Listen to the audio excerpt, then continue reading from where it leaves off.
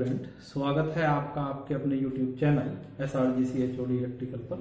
मैं Rohitas Singh, head of department electrical engineering. So आज का जो लेक्चर है that is very very important. ये बहुत ही इंपॉर्टेंट टॉपिक लिया है आज हमने कंट्रोल सिस्टम का, और इसमें हम पढ़ेंगे कंसेप्ट ऑफ रूट लोकस। ठीक है, तो जनरली आप बहुत सारे तरह के प्लॉट पढ़ते हैं, जैसे पोलर प्लॉट है, न्यूक्विस्ट प्लॉट है, बोडे प्लॉट है। तो ये सारे के सारे प्लॉट हम क्यों पढ़ते हैं? सारे के सारे प्लॉट हमें इंफॉर्मेशन देते हैं कि हमारा कोई भी सिस्टम स्टेबल है या अनस्टेबल है। सिस्टम का हम गेन मार्जिन निकालते हैं, सिस्टम का हम फेज मार्जिन निकालते हैं। इसके अलावा आप और एक मेथड पढ़ते हैं जिसको हम बोलते हैं राउथ-हुर्विच criteria.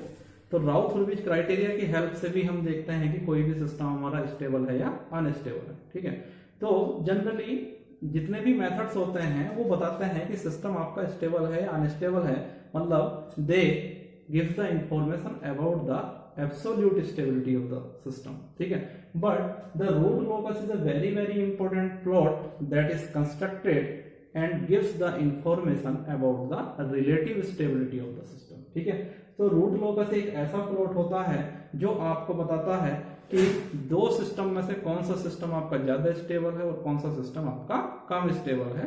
That is called as relative stability. ठीक है, तो सबसे पहले हम देखेंगे कि रूट लोकस की जरूरत क्यों होती है, what is the need of root locus, root locus क्या होता है, और इसको कंस्ट्रक्ट करने के लिए हम वन बाय वन जो भी हमारे स्टेप्स होते हैं, जो भी हमारे रूल्स होते हैं, उनको हम इस लेक्चर में डिस्कस करने वाले हैं। ठीक है, तो dear students, let's start. Suppose we have a system, let's a system having open loop transfer function GS HS is equal to, this is K upon, suppose this is S into S plus 1. So this is the open loop transfer function of the system. So अगर मैं कहूं कि इसकी characteristic equation क्या होगी, तो characteristic equation of system will be 1 plus GS HS is equal to 0. Okay, so we can calculate the characteristic equation, that is 1 plus K upon S into S plus 1 is equal to 0, which implies that it will be S square plus S plus K is equal to 0. तो आप देख सकते हैं कि हमारे पास एक system था जिसका ओपन लूप ट्रांसफर फंक्शन कितना था, K upon S into S plus 1। उसकी हमने कैरेक्टरिस्टिक इक्वेशन बनाई, that is 1 plus GS HS is equal to 0, और हमारे पास जो कैरेक्टरिस्टिक इक्वेशन आई that is a quadratic equation. Quadratic equation मतलब ऑर्डर क्या है आपका सिस्टम का, सेकंड ऑर्डर सिस्टम है। यहाँ पर जो कैरेक्टरिस्टिक इक्वेशन के रूट्स होंगे वो कितने होंगे, आपके पास दो रूट्स होंगे। ठीक है, so let's obtain the roots of characteristic equation. Roots of characteristic equation we will get S1 is equal to, the first root will be minus 1 upon 2 plus minus under root, it will be 1 minus 4k divided by 2. You can calculate the two values of S, that is S1 and S2. तो एक value आपको ये मिलेगी, this is the value of S। सो यहाँ पर हमारे पास दो root आएंगे, S1 is equal to minus 1 upon 2 plus under root 1 minus 4k divided by 2, और सेकेंड रूट हमारे पास आएगा S2 is equal to minus 1 upon 2 minus under root 1 minus k upon 2। ठीक है, तो आप देख सकते हो कि जो रूट्स हैं आपके कैरेक्टरिस्टिक इक्वेशन के, these are the roots of characteristic equation. ठीक है, तो आप देख सकते हो कि जो रूट्स हैं हमारे कैरेक्टरिस्टिक इक्वेशन के S1 S2 वो किस पर डिपेंड कर रहे हैं, they are depending upon the value of K, and K is what, K is the gain of system, K is gain of system. Okay, so अगर आप गेन को वेरी कराते हैं, ठीक है, मैं कह रहा हूं कि अगर मैं K की वैल्यू आपकी 0 रखता हूं तो S1 और S2 की कुछ वैल्यूज आएंगी, ऐसे ही K की ग्रेटर देन 0 रखता हूं तो कुछ और वैल्यूज आएंगी। अगर मैं K को वेरी कराऊं 0 से लेकर इनफाइनाइट तक, तो आपकी जो वैल्यूज होंगी S1 और S2 की वो चेंज होंगी। ठीक है, तो इन्हीं वैल्यूज को लोकेट करने के लिए, मतलब कैरेक्टरिस्टिक इक्वेशन के रूट्स को लोकेट करने के लिए जब हम गेन के को वेरी कराएंगे 0 से लेकर इनफाइनाइट, सो इन्हीं कैरेक्टरिस्टिक इक्वेशन के रूट्स का जो लोकस होता है जब हम के को 0 से इनफाइनाइट वेरी कराते हैं उसी को हम बोलते हैं root locus, that is called as root locus. So let's define the root locus. So root locus is the root locus is the locus of roots of characteristic equation of a system in complex S-plane when gain k varies from 0 to infinity। सो आपने देखा कि जो हमारे roots हैं उनकी value किस पर depend कर रही थी, गेन पर डिपेंड कर रही थी। तो जैसे जैसे आप गेन की वैल्यू चेंज करोगे वैसे वैसे आपकी लोकेशन क्या होगी कैरेक्टरिस्टिक रूट्स की, वो चेंज होती रहेगी। तो कैरेक्टरिस्टिक इक्वेशन के रूट्स के लोकस को ही हम क्या बोलते हैं, रूट लोकस बोलते हैं। ठीक है, अब यहाँ पर एक टर्म आया है कॉम्प्लेक्स एस प्लेन। सो इसको समझना बहुत जरूरी है कि कॉम्प्लेक्स एस प्लेन क्या होता है। देखिएगा, complex S plane having a plane in which there is a real axis and other is the imaginary axis. So this axis is known as the real axis sigma and this imaginary axis is called as j omega and this plane is called as complex S plane. Complex S plane because S is equal to होता है sigma plus j omega.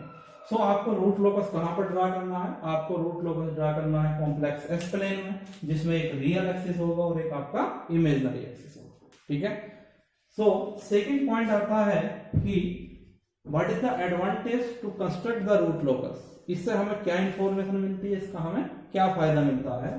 तो मैंने जैसा कि पहले आपको बताया कि ये किसके बारे में आपको इंफॉर्मेशन देता है, रिलेटिव स्टेबिलिटी के। सो रूट लोकस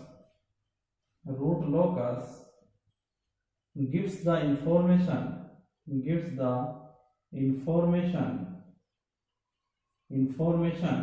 about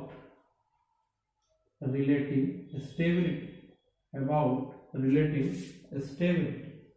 ठीक है, अब यहाँ पर अभी तक आपने राउथ-हर्विज क्राइटेरिया पढ़ा होगा। तो राउथ-हर्विज क्राइटेरिया में आपके पास एक सिस्टम की कैरेक्टरिस्टिक इक्वेशन होती है।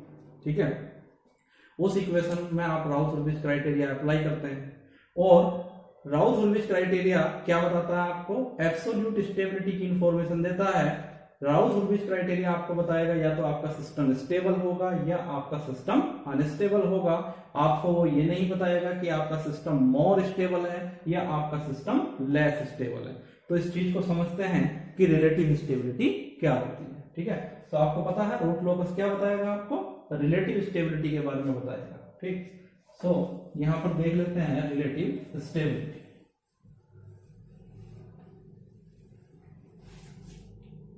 तो अगर हम बात करते हैं रिलेटिव स्टेबिलिटी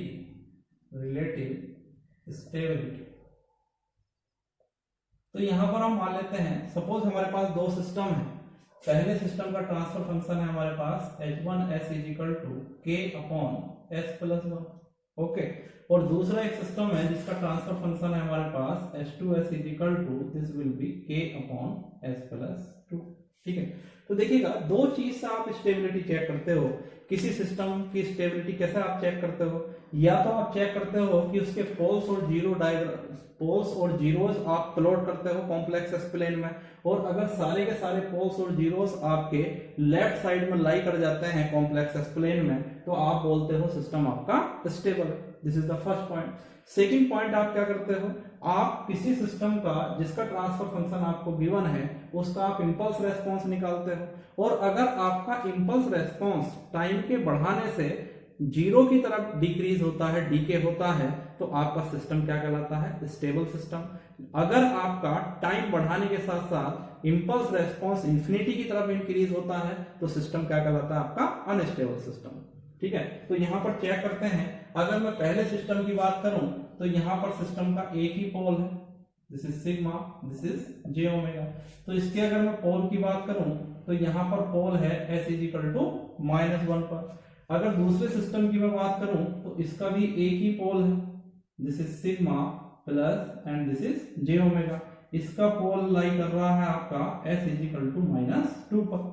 तो अगर हम इन पोल को लोकेट करते हैं तो हमारे पास पहले सिस्टम का पोल लाई कर रहा है कहां पर, -1 पर, और दूसरे सिस्टम का पोल हमारा लाई कर रहा है कहां पर, -2 पर। ठीक है। सो यहां हम कंपेयर कर सकते हैं इस सिस्टम और इस सिस्टम को।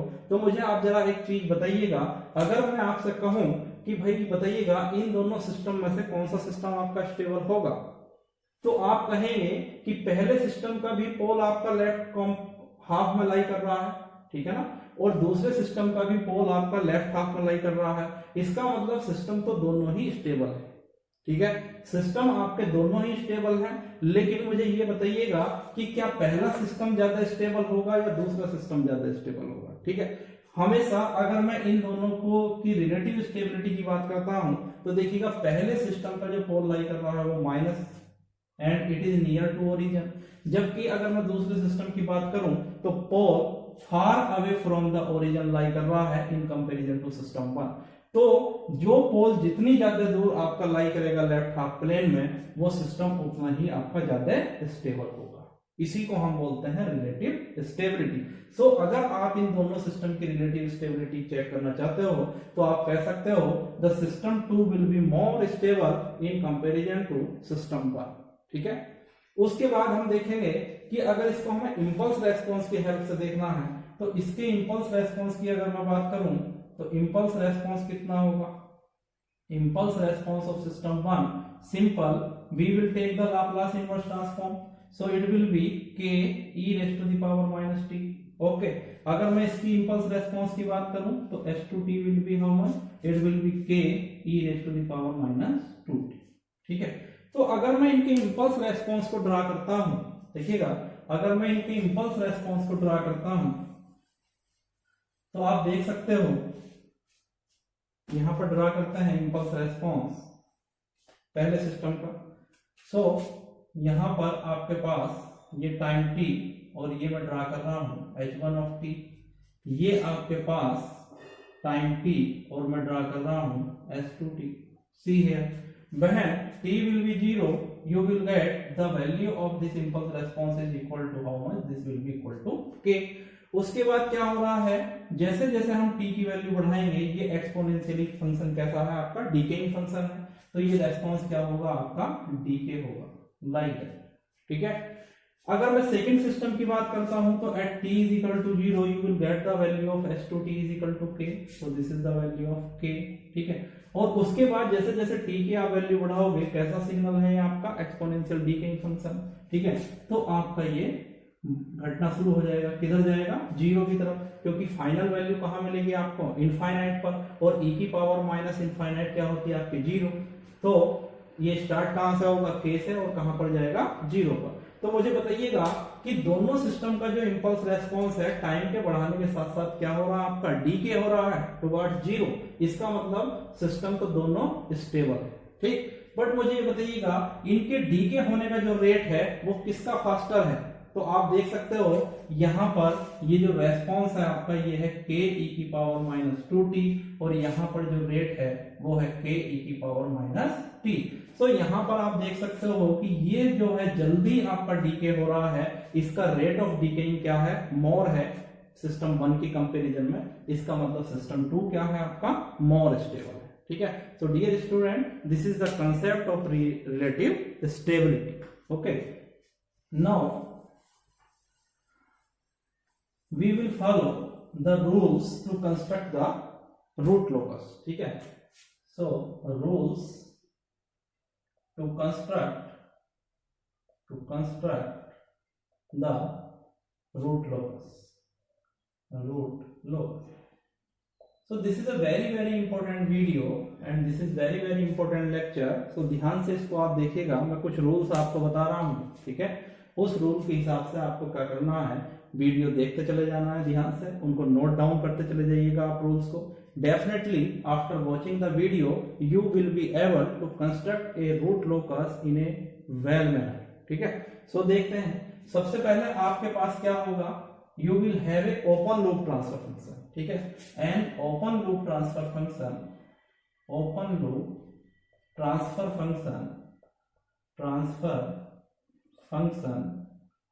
will be given आपके पास क्या होगा, ये ओपन लूप ट्रांसफर फंक्शन होगा। कभी कभी क्वेश्चन में एग्जामिनर क्या करता है, आपको ओपन लूप ट्रांसफर फंक्शन में देखे कैरेक्टरिस्टिक इक्वेशन दे देता है, ठीक है। सो आपको पता है कैरेक्टरिस्टिक इक्वेशन क्या होती है, 1 + GS HS = 0। सो वहां से आप GS HS की वैल्यू आप निकाल सकते हो। ओपन लूप ट्रांसफर फंक्शन किससे डिनोट करते हैं हम, ओपन लूप ट्रांसफर फंक्शन होता है GS × HS। मींस पहला रूल ये है कि अगर आपको रूट लोकस ड्रा करना है तो आपके पास एक ओपन लूप ट्रांसफर फंक्शन होना चाहिए, ठीक है। सेकंड रूल है, हमेशा जो रूट लोकस होता है that is always symmetrical to real axis, ठीक है। Means root locus is always symmetrical to real axis. इसका क्या मतलब है, इसका मतलब ये है कि अगर मान लिया हमारे पास ये रियल एक्सिस है, this is sigma, this is j omega, मैं कह रहा हूं कि रूट लोकस आपका क्या है, कुछ इस तरह का है, ठीक है। सो जैसा आपका इस रियल एक्सिस के डाउनवर्ड है वैसा ही क्या आना चाहिए, आपका अपवर्ड आना चाहिए। इसको बोलते हैं सिमेट्रिकल टू रियल एक्सिस, ठीक है। इट्स मान लिया अपर साइड में कैसा है आपका ये प्लॉट है, तो डाउनवर्ड साइड में भी क्या होना चाहिए, लोअर साइड में भी क्या होना चाहिए, ये होना चाहिए। सो आप देख सकते हो कि ये क्या है आपका, this is symmetrical to real axis, ठीक है। सो हमेशा रूट लोकस क्या होता है आपका, रियल एक्सिस के सिमेट्रिकल होता है। उसके बाद हम क्या करते हैं, उसके बाद नंबर जो थर्ड रूल है आपका, calculate open loop poles and open loop zeros. आपके पास ओपन लूप ट्रांसफर फंक्शन होगा, उस ओपन लूप ट्रांसफर फंक्शन से आप क्या निकाल सकते हो, ओपन लूप पोल्स निकाल सकते हो, और क्या निकाल सकते हो, ओपन लूप जीरो निकाल सकते हो। तो यहां पर मैं डिनोट करूंगा P क्या बताता है आपको, number of open loop pole, ठीक है, कितने पोल आपके पास है ओपन लूप पोल, और Z = होता है number of open loop zeros, कितने आपके पास ओपन लूप जीरोस, ठीक है। तो first point, calculate the open loop poles and open loop zeros from given open loop transfer function, ठीक है। P = क्या होता है आपके पास, number of open loop poles होते हैं, और Z आपके पास number of open loop zeros होते हैं।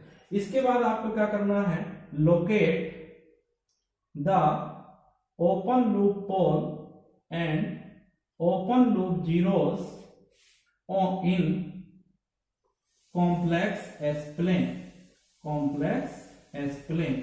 यानी इन पोल्स और जीरोस को आपको क्या करना है, कॉम्प्लेक्स एस प्लेन में लोकेट करना है कि ये कहां लाई कर रहा है, ठीक है। सो ओपन लूप पोल्स और जीरोज को लोकेट करने के बाद आपको देखना है कि पार्ट ऑफ रूट लोकस क्या है, पार्ट ऑफ रूट लोकस, ठीक है, पार्ट ऑफ रूट लोकस। देखिएगा हमेशा क्या करते हैं, जो हमारा रियल एक्सिस होता है उस पर हम देखते हैं कि कौन सा पार्ट हमारा रूट लोकस का है, कौन सा पार्ट हमारा रूट लोकस का नहीं है। तो इसको एक एग्जांपल के साथ समझते हैं। मान लिया हमारे पास कोई ट्रांसफर फंक्शन है GS HS = K/S × S+1 × S+2, ये कोई हमारे पास ट्रांसफर फंक्शन है। तो open loop transfer function GS HS = K/S × S+1 × S+2। अगर मैं आपसे कहूं यहाँ पर पोल्स कितने हैं, तो पोल्स आपको मिलेंगे, 0 पर मिलेगा एक पोल, एक -1 पर मिलेगा और एक -2 पर मिलेगा, ठीक है। सो अगर मैं इनको लोकेट करता हूं तो आप देखिएगा कॉम्प्लेक्स एस प्लेन में इनको लोकेट करेंगे, this is sigma, and this is J omega. तो एक पोल मेरा कहां पर लाई कर रहा है, ओरिजिन पर, तो एक पोल हुआ आपका ओरिजिन पर, दूसरा पोल कहां लाई कर रहा है आपका -1 पर, तो दूसरा पोल कहां हुआ -1 पर, और तीसरा पोल आपका कहां लाई कर रहा है -3 पर, तो ये हुआ -2 पर, ये पोल हुआ आपका -2। ठीक है, तो अगर मुझे रियल एक्सिस पर देखना है कि कौन सा पार्ट आपका रूट लोकस का पार्ट है और कौन सा पार्ट आपका रूट लोकस का पार्ट नहीं है, तो हमेशा ध्यान रखिएगा जब भी हम रूट लोकस का पार्ट देखते हैं तो हमेशा रूट लोकस का पार्ट देखा जाता है दो सिंगुलरिटीज के बीच। दो सिंगुलरिटी मींस आइदर पोल और जीरोस, और बोथ द पोल्स और both the zeros. For example अगर मुझे देखना है कि 0 और -1 के बीच आपका रूट लोकस का पार्ट है या नहीं है, तो आप -1 पर इस तरह से हैंड रखेंगे और इसके राइट साइड काउंट करेंगे। अगर total number of poles and zeros आपका ओड नंबर है तो ये वाला जो पार्ट होगा आपका वो रूट लोकस का पार्ट हो जाएगा। अगर आपके राइट साइड में टोटल नंबर ऑफ पोल्स और जीरोस इवन नंबर है तो ये आपका रूट लोकस का पार्ट नहीं होगा। ठीक है, देखिएगा, तो यहां पर हम देख सकते हैं कि अगर मैं देखना चाह रहा हूं 0 और -1 के बीच आपका रूट लोकस का पार्ट है या नहीं है, तो -1 पर आप हाथ रखेंगे, काउंट कीजिए कितने पोल्स एंड जीरोस हैं आपके पास। केवल एक पोल लाई कर रहा है आपका राइट साइड में, इसका मतलब 1 क्या है आपका ओड नंबर है, इसका मतलब ये रूट लोकस का आपका पार्ट हो जाएगा। इसको हम डार्क लाइन से रिप्रेजेंट करेंगे, this is the part of root locus. अब मैं देखना चाह रहा हूं कि -1 और -2 के बीच जो आपका ये पाथ है ये आपका रूट लोकस का पार्ट है या नहीं है। तो फिर क्या करेंगे, हम यहां पर हम देखेंगे -2 से right side total number of poles and zeros कितने हैं, तो काउंट कीजिए, दिस इज 1, दिस इज 2, इसका मतलब 2 पोल है, 2 क्या है आपका इवन नंबर है, इसका मतलब -1 और -2 के बीच का जो पार्ट है वो आपका रूट लोकस का पार्ट नहीं होगा। ठीक है, अब देखते हैं हम -2 से -∞ तक आपका रूट लोकस का पार्ट है या नहीं है। ठीक है, सो हम क्या करते हैं -∞ पर भी एक सिंगुलरिटी कंसीडर कर लेते हैं। ठीक है, -∞ पर एक सिंगुलरिटी हम कंसीडर कर लेते हैं। सो -∞ से अगर मैं देखूं, सो -∞ से देखिएगा राइट साइड एक सिंगुलरिटी हमने मान ली, कहां पर सिंगुलरिटी का मतलब कोई भी पोल या zero.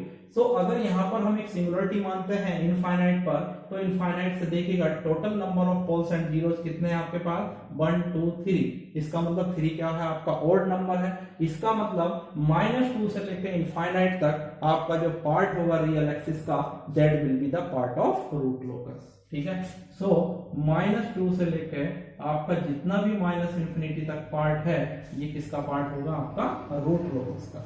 So this is a very very important concept, आपको समझना चाहिए कि जब भी आप रूट लोकस का पार्ट देखना चाहते हैं तो हमेशा दो सिंगुलरिटी के बीच देखना चाहते हैं। एक सिंगुलरिटी में आप अपना हैंड पुट करिएगा और उसके राइट साइड में देखिएगा, अगर आपके पास टोटल पोल्स और जीरोस एक ओड नंबर होता है तो वो पार्ट आपका रूट लोकस का पार्ट होगा, और अगर इवन नंबर होता है तो वो आपका रूट लोकस का पार्ट नहीं होगा।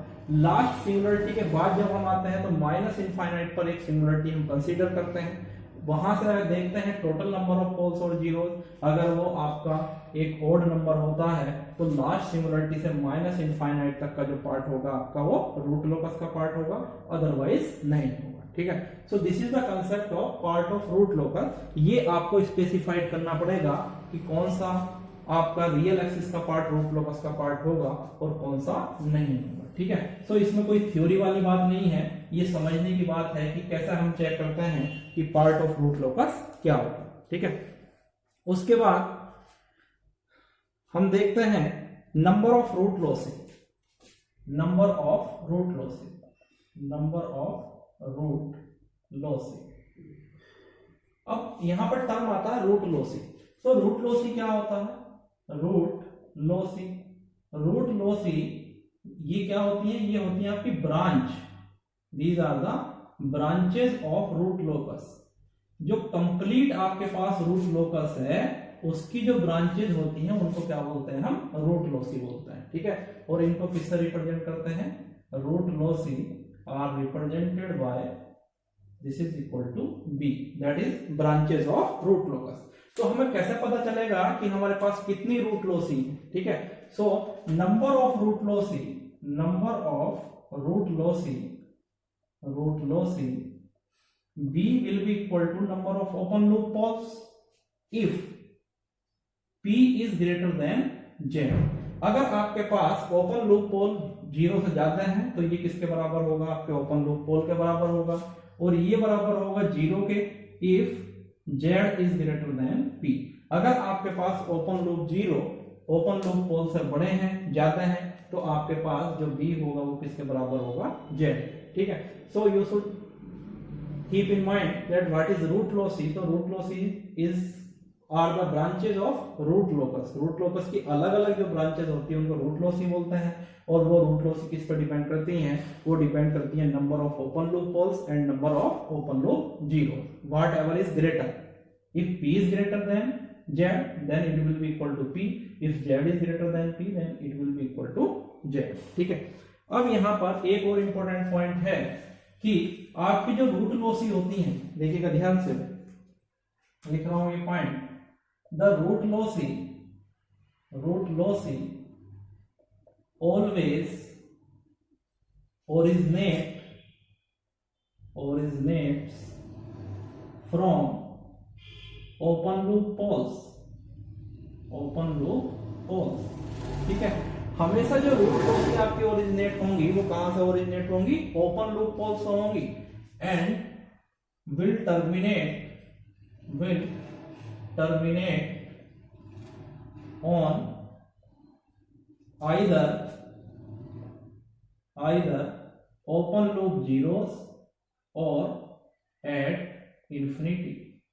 इसका क्या मतलब है, सपोज आपके पास 3 पोल है, ठीक है ना, सपोज आपके पास 3 पोल हैं और 2 आपके पास जीरोस हैं, इसका मतलब नंबर ऑफ रूट लॉसी कितनी होंगी, आपके पास 3 हो जाएंगी। हर एक ओपन लूप पोल से आपकी एक रूट लॉसी ओरिजिनेट हो जाएंगी, उनको टर्मिनेट कहां पर होना है, ओपन लूप 0 पर।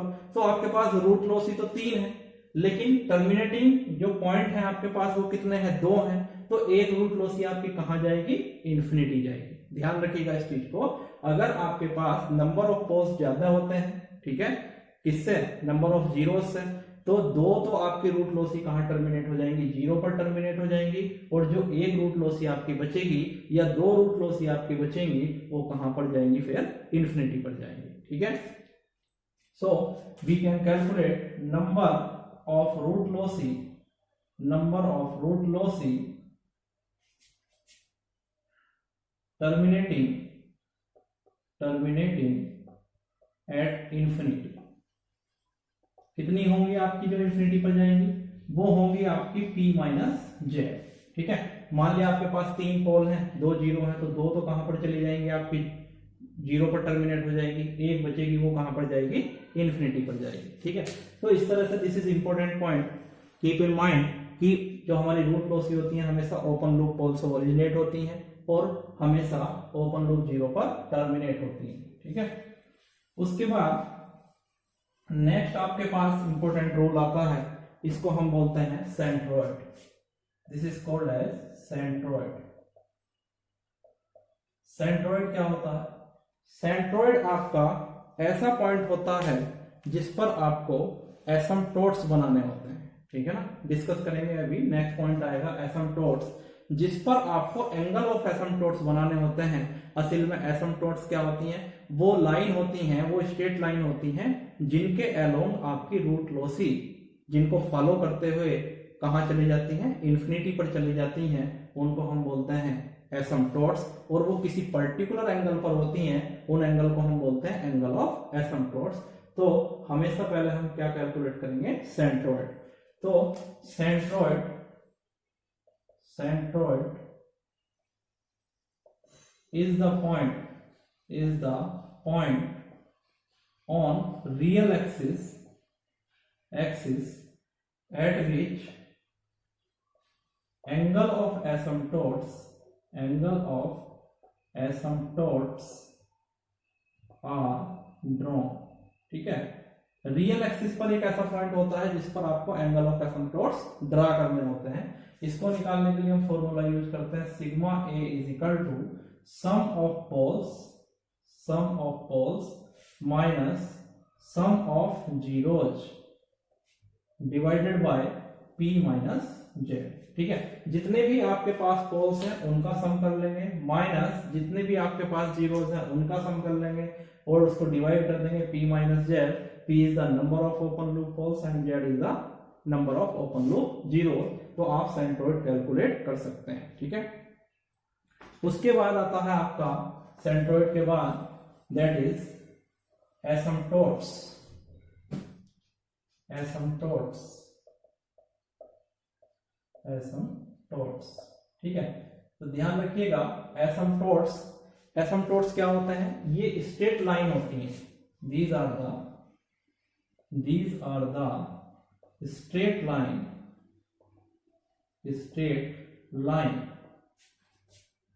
along which root lossy travels to terminate at infinity। ठीक है, मतलब समझिएगा कि जो रूट लॉसी हमारी जीरो पर टर्मिनेट होनी है वो तो हो ही जाएंगी, लेकिन कुछ रूट लॉसी ऐसी भी बचेंगे जिनको कहाँ जाना है, इनफाइनाइट पर जाना है। तो इनफाइनाइट पर जाने के लिए उन्हें एक पर्टिकुलर पाथ फॉलो करना पड़ेगा। ठीक है, उस पाथ को ही क्या बोलते हैं, हम एसिम्पटोट्स बोलते हैं। ठीक है, तो एसिम्पटोट्स क्या होते हैं, ये स्ट्रेट लाइन होती है जिनके अलोंग रूट लॉसी क्या करेंगी, आपकी ट्रेवल करेंगी, और ट्रेवल करने के बाद कहाँ चली जाएंगी, इनफाइनाइट पर चली जाएंगी, उन्हीं को बोलते हैं हम एसिम्पटोट्स। ठीक है, अब जो हमारे एसिम्पटोट्स होते हैं, मतलब जो स्ट्रेट लाइन होती हैं, वो किसी एंगल पर होंगी। ठीक है ना, वो किसी ना किसी एंगल पर होंगी, उन एंगल को हम बोलते हैं एंगल ऑफ एसिम्पटोट्स। ठीक है, तो पहले निकाल लेते हैं number of asymptotes. Number of asymptotes means कितने एसिम्पटोट्स हमारे पास होंगे। सो नंबर ऑफ एसिम्पटोट्स होता है number of poles difference number of zeros. ठीक है, यानी पोल और जीरो का जो डिफरेंस होता है उसी को हम बोलते हैं नंबर ऑफ एसिम्पटोट्स। इसका मतलब ये है कि अगर हमारे पास 3 पोल हैं, 2 जीरोस हैं, तो डिफरेंस कितना आएगा, आपके पास 1 आएगा, तो नंबर ऑफ एसिम्पटोट्स कितने हो जाएंगे, आपके पास 1 हो जाएगा। अगर मैं कहूं कि जीरोस आपके पास 3 है, पोल आपके पास 2 है, तब आप जीरोस में से पोल को सब्ट्रैक्ट कर दोगे, तब भी आपके पास एसिम्पटोट्स कितना आ जाएगा, 1 आ जाएगा। ठीक है, सो हमेशा ध्यान रखिएगा number of asymptotes is equal to p difference z। In most of the cases the number of poles are greater than number of zeros। ठीक है, सो हमेशा it will be equal to p minus z। ठीक, अब हमें निकालना है angle of asymptotes. Angle of asymptotes. ठीक है, सो एंगल ऑफ एसिम्पटोट्स कितने होंगे, आपके नंबर ऑफ एसिम्पटोट्स के इक्वल होंगे। तो इसका फॉर्मूला होता है phi is equal to 2k plus 1 upon p minus Z into 180 degree. ठीक है, यानी जो हमारा एंगल ऑफ एसिम्पटोट्स है वो किस पर डिपेंड कर रहा है, k की वैल्यू पर डिपेंड कर रहा है। कितने नंबर एंगल ऑफ एसिम्पटोट्स हमें चाहिए, जितने नंबर ऑफ एसिम्पटोट्स आपके पास होंगे। सो अगर मुझे phi1 की वैल्यू निकालनी है, मतलब पहला एंगल ऑफ एसिम्पटोट्स निकालना है, तो वो निकलता है k इज इक्वल टू 0 पर। So when we will put the value of k is equal to 0, we will get phi1 is equal to, it will be 1 upon p minus z into 180 degree. Similarly अगर मैं कहूं k is equal to 1, तब आपके पास ये angle आएगा phi2 means second angle of asymptotes, it will be equal to 3 upon p minus z into 180 degree. Similarly at k is equal to 2, we will get phi3 is equal to, it will be when you will put 2, so it will be 5 upon p minus Z into 180 degree. So इस तरह से आप angle of एसिम्पटोट्स अपने calculate कर सकते हो। कितने angle of एसिम्पटोट्स आपको निकालने हैं वो डिपेंड करेगा आपके पास नंबर ऑफ एसिम्पटोट्स कितने हैं। ठीक है,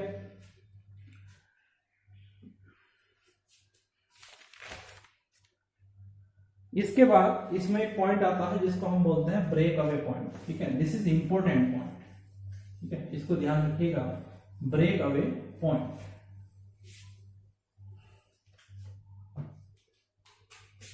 this is important, break away point. Break away point. ठीक है, ब्रेक अवे पॉइंट हमेशा कहां होता है, रियल एक्सिस पर होगा। ठीक है, ध्यान रखिएगा कहां पर होगा, it will be at real axis, real axis. और हमेशा क्या होगा, ये आपका ब्रेक अवे पॉइंट वो पॉइंट होगा जो रूट लोकस के पार्ट में लाई करेगा, ठीक है। अगर ये रूट लोकस के पार्ट में लाई करेगा तभी आप इसको ब्रेक अवे पॉइंट मानोगे, अदरवाइज आप इसको ब्रेक अवे पॉइंट नहीं मानोगे। So break away point, break away point lie in the part of root locus, ठीक है। सपोज ऐसा नहीं है कि एक ही ब्रेक अवे पॉइंट आएगा आपके पास दो ब्रेक अवे पॉइंट भी आ सकते हैं, लेकिन उनमें से हमें ये चेक करना पड़ेगा कि कौन सा पॉइंट हमारा रूट लोकस के पार्ट में लाई कर रहा है। देखिएगा रियल एक्सिस तो आपका कंप्लीट रियल एक्सिस है, ठीक है, लेकिन ये जरूरी थोड़ी है कि पूरा का पूरा रियल एक्सिस आपका रूट लोकस का पार्ट हो, ठीक है। तो हम चेक करेंगे कि कौन सा पॉइंट आपका रियल एक्सिस पर रूट लोकस के पार्ट में लाई कर रहा है। हो सकता है एक आपका रूट लोकस के पार्ट में लाई कर रहा हो और दूसरा नहीं कर रहा हो, तो जो रूट लोकस के पार्ट में लाई नहीं करेगा उसको हम लीव कर देंगे, छोड़ देंगे, ठीक है ना। केवल उसी पॉइंट को कंसीडर करेंगे जो रूट लोकस के पार्ट में लाई करेगा, ठीक है। मान लिया हमारे पास ये कुछ इस तरह की सिचुएशन है, ठीक है। मान लिया एक पोल आपका ये लाई कर रहा है, एक पोल ये लाई कर रहा है, एक पोल ये लाई कर रहा है, ठीक है। सो अगर मैं आपसे कहूं कि ये हमारे पास 0 पर है एक पोल, एक हमारे पास -1 पर है, एक हमारे पास -2 पर है। सो अगर मैं यहां से देखना चाहूं तो 0 और -1 के बीच ये आपका पार्ट रूट लोकस का पार्ट होगा, ठीक है। फिर -2 से -इनफाइनाइट तक ये आपका रूट लोकस का पार्ट होगा। अब मैं कहूं आपके पास कि दो आपके पास ब्रेक अवे पॉइंट है, एक आपके पास ब्रेक अवे पॉइंट है -1.5 और एक आपके पास ब्रेक अवे पॉइंट है -0.5। तो देखिएगा ध्यान से, -1.5 कहां लाई कर रहा है, यहां लाई कर रहा है, ठीक है, और -0.5 कहां लाई कर रहा है, यहां लाई कर रहा है।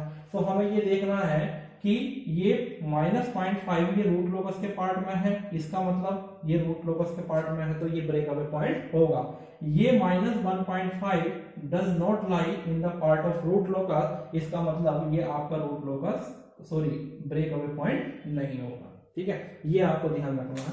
नाउ ब्रेक अवे पॉइंट होता क्या है, तो ब्रेक अवे पॉइंट क्या होता है, देखिएगा मैंने कहा था कि रूट लॉसी आपकी ओरिजिनेट होंगी ओपन लूप पोल से, और जब ओपन लूप पोल से वो ओरिजिनेट होंगी तो उन्हें कहीं ना कहीं क्या करना पड़ेगा, ब्रेक भी करना पड़ेगा, 0 की तरफ जाने के लिए और इन्फिनिटी की तरफ जाने के लिए।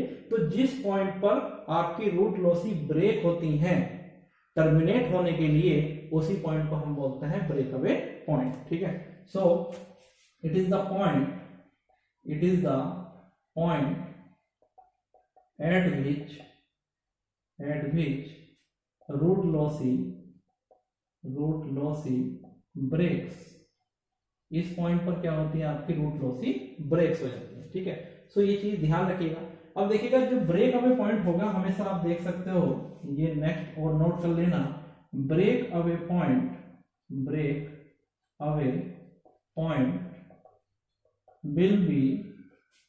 will be always between two poles। हमेशा जो ब्रेक अवे पॉइंट होगा वो दो पोल के बीच होगा। देखिएगा ध्यान से, इसको तो मैं रूट लोकस का पार्ट ये तो है नहीं -1 से -2, तो इस पॉइंट को तो हम ब्रेक अवे पॉइंट लेंगे नहीं। अब ब्रेक अवे पॉइंट कौन सा होता है हमारा, ये पॉइंट है। इसका मतलब मैंने कहा था कि हर एक ओपन लूप पोल से आपका एक रूट लॉसी ओरिजिनेट होगा, तो एक रूट लॉसी तो ये ओरिजिनेट होगा 0 से, और एक रूट लॉसी कहां से ओरिजिनेट होगा, -1 से। इधर तो जाएंगे नहीं ये रूट लॉसी, क्योंकि ये वाला पार्ट आपका रूट लोकस का पार्ट नहीं है। उसके बाद इस पॉइंट पर क्या होंगे, ये दोनों के दोनों ब्रेक हो जाएंगे, ठीक है। सो इसीलिए आप देख सकते हो कि हमेशा जो ब्रेक अवे पॉइंट होगा वो हमेशा क्या होगा, दो पोल के बीच होगा, ठीक है। अगर मैं बात करूं ब्रेक इन पॉइंट की, that is very important, break in point. So जैसे आपका ब्रेक अवे पॉइंट होता है, ब्रेक अवे पॉइंट पर क्या होती है आपकी रूट लॉसी ब्रेक होती है, ऐसे ही ब्रेक इन पॉइंट पर रूट लॉसी क्या होती है, एंटर करती है, ठीक है ना। तो रूट लॉसी क्या करती हैं, एंटर करती हैं। जिस पॉइंट पर रूट लॉसी आपका एंटर करती हैं उसको क्या बोलते हैं हम, ब्रेक इन पॉइंट, ठीक है। तो ब्रेक इन पॉइंट क्या होता है, point on real axis at which route lossy enters, जिस पॉइंट पर रूट लॉसी आपकी एंटर्स होती है उसको क्या बोलते हैं हम, ब्रेक इन पॉइंट। और देखिएगा ध्यान से, हमेशा जो ब्रेक इन पॉइंट होगा वो दो जीरोज के बीच होगा। Break in point will always lie between two open loop zeros। ये जो होगा हमेशा क्या होगा, दो ओपन लूप जीरो के बीच लाई करेगा, ठीक है। और दोनों के दोनों ब्रेक अवे पॉइंट और ब्रेक इन पॉइंट क्या होने चाहिए, आपके रूट लोकस के पार्ट होने चाहिए। डियर स्टूडेंट, इस चीज को आप नोट कर लीजिए, ये इंपॉर्टेंट है। चाहे हम ब्रेक अवे पॉइंट की बात करते हैं, चाहे हम ब्रेक इन पॉइंट की बात करते हैं, दोनों के दोनों पॉइंट अगर आपके रूट लोकस के पार्ट में लाई करते हैं तो ही आप इनको ब्रेक अवे और ब्रेक इन पॉइंट कंसीडर करोगे, अदरवाइज ये break in break away point नहीं हो सकते हैं। ध्यान रखना, ब्रेक अवे पॉइंट पर हमेशा क्या होंगे, रूट लॉसी आपके ब्रेक होंगे, ठीक है, to terminate either at zero or infinity. और ब्रेक इन पॉइंट पर क्या होंगे, हमेशा रूट लॉसी आपके एंटर होंगे, ठीक है। लेकिन this condition is for both the break away point and break in point, कि ब्रेक अवे और ब्रेक इन पॉइंट हमेशा कहां लाई करने चाहिए, आपके रूट लोकस के पार्ट पर लाई करने चाहिए, ठीक है। तो नेक्स्ट पॉइंट देखते हैं। Next point is point of intersection on imaginary axis. चलिएगा, इससे पहले हम देख लेते हैं कि ब्रेक अवे पॉइंट को हम किस तरह से कैलकुलेट करते हैं, ठीक है। सो ब्रेक अवे पॉइंट को कैलकुलेट करने के लिए हम क्या करते हैं, मान लेते हैं कि हमारे पास कोई एक आपके पास ओपन लूप ट्रांसफर फंक्शन है GSHS is equal to, this is K upon, suppose this is S into S square plus 6S plus 10। ये आपके पास ओपन लूप ट्रांसफर फंक्शन है और आपको इसका ब्रेक अवे पॉइंट निकालना है। तो देखिएगा, ब्रेक अवे पॉइंट निकालने के लिए सबसे पहले आप बनाते हैं कैरेक्टरिस्टिक इक्वेशन, ठीक है।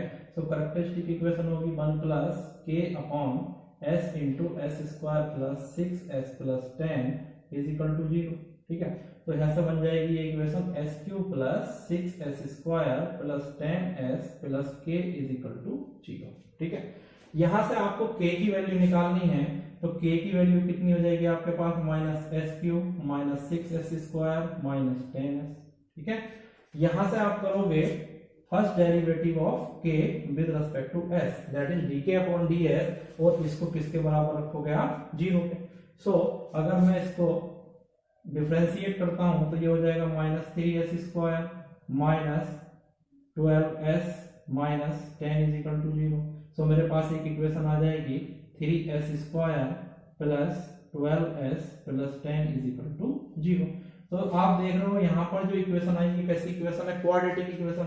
इसका मतलब यहाँ क्वाड्रेटिक इक्वेशन से मुझे दो वैल्यू मिलेंगी S की, ठीक है। सो S1 और S2 की मुझे दो वैल्यू मिल जाएंगी। इसको आप कैलसी की हेल्प से सोल्व कर लेंगे तो S1 आएगी आपके पास माइनस 1.18 समथिंग, ठीक है, और S2 आपके पास आ जाएगी minus, sorry this is plus 2.815, this is 35। सो आपके पास दो ब्रेक अवे पॉइंट आए, एक S1 आया और एक S2 आया। अब आपको चेक करना है कि इनमें से कौन सा पॉइंट आपका रूट लोकस के पार्ट में लाई कर रहा है। सपोज अगर S1 आपका रूट लोकस के पार्ट में लाई कर रहा है, S2 आपका नहीं कर रहा है रूट लोकस के पार्ट में, तो सिंपली S2 को आप छोड़ दोगे और S1 को ब्रेक अवे पॉइंट कंसीडर कर लोगे, ठीक है। Now the next point is point of intersection on imaginary axis. मतलब जब हमारी रूट लॉसी ओरिजिनेट होंगी ओपन लूप पोल से, ब्रेक अवे पॉइंट पर जाएंगी, वहां से ब्रेक हो जाएंगी, एसिम्पटोट्स के अलोंग कहां जाएंगी, आपकी इंफिनिटी पर जाएंगी। सो अगर वो इंफिनिटी पर जा रही हैं तो हो सकता है कि वो इमेजिनरी एक्सिस को इंटरसेक्ट करती हैं। तो अगर इमेजिनरी एक्सिस को वो इंटरसेक्ट करती हैं तो हम चेक करेंगे कि किस पॉइंट पर, इमेजिनरी एक्सिस के किस पॉइंट पर हमारी रूट लॉसी इंटरसेक्ट कर रही है, ठीक है। So point of intersection, point of intersection on imaginary axis. On imaginary axis. ठीक है, so point of intersection on imaginary axis निकालने के लिए देखते हैं, वही हम एग्जांपल ले लेते हैं। G S H S is equal to this is K upon S into S square plus 6s plus 10, this is 6s plus 10। Suppose this is the open loop transfer function. ठीक है,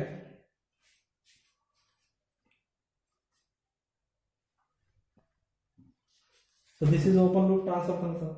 तो हमें यहाँ निकालना है point of intersection on imaginary axis. तो इसके लिए कैरेक्टरिस्टिक इक्वेशन हम बनाएंगे। कैरेक्टरिस्टिक इक्वेशन कितनी हो जाएगी, 1 plus K upon S into S square plus 6s plus 10 is equal to 0।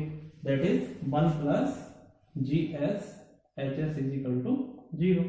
So यहाँ से हमारे पास इक्वेशन मिलेगी S cube plus 6s square plus 10s plus k is equal to 0।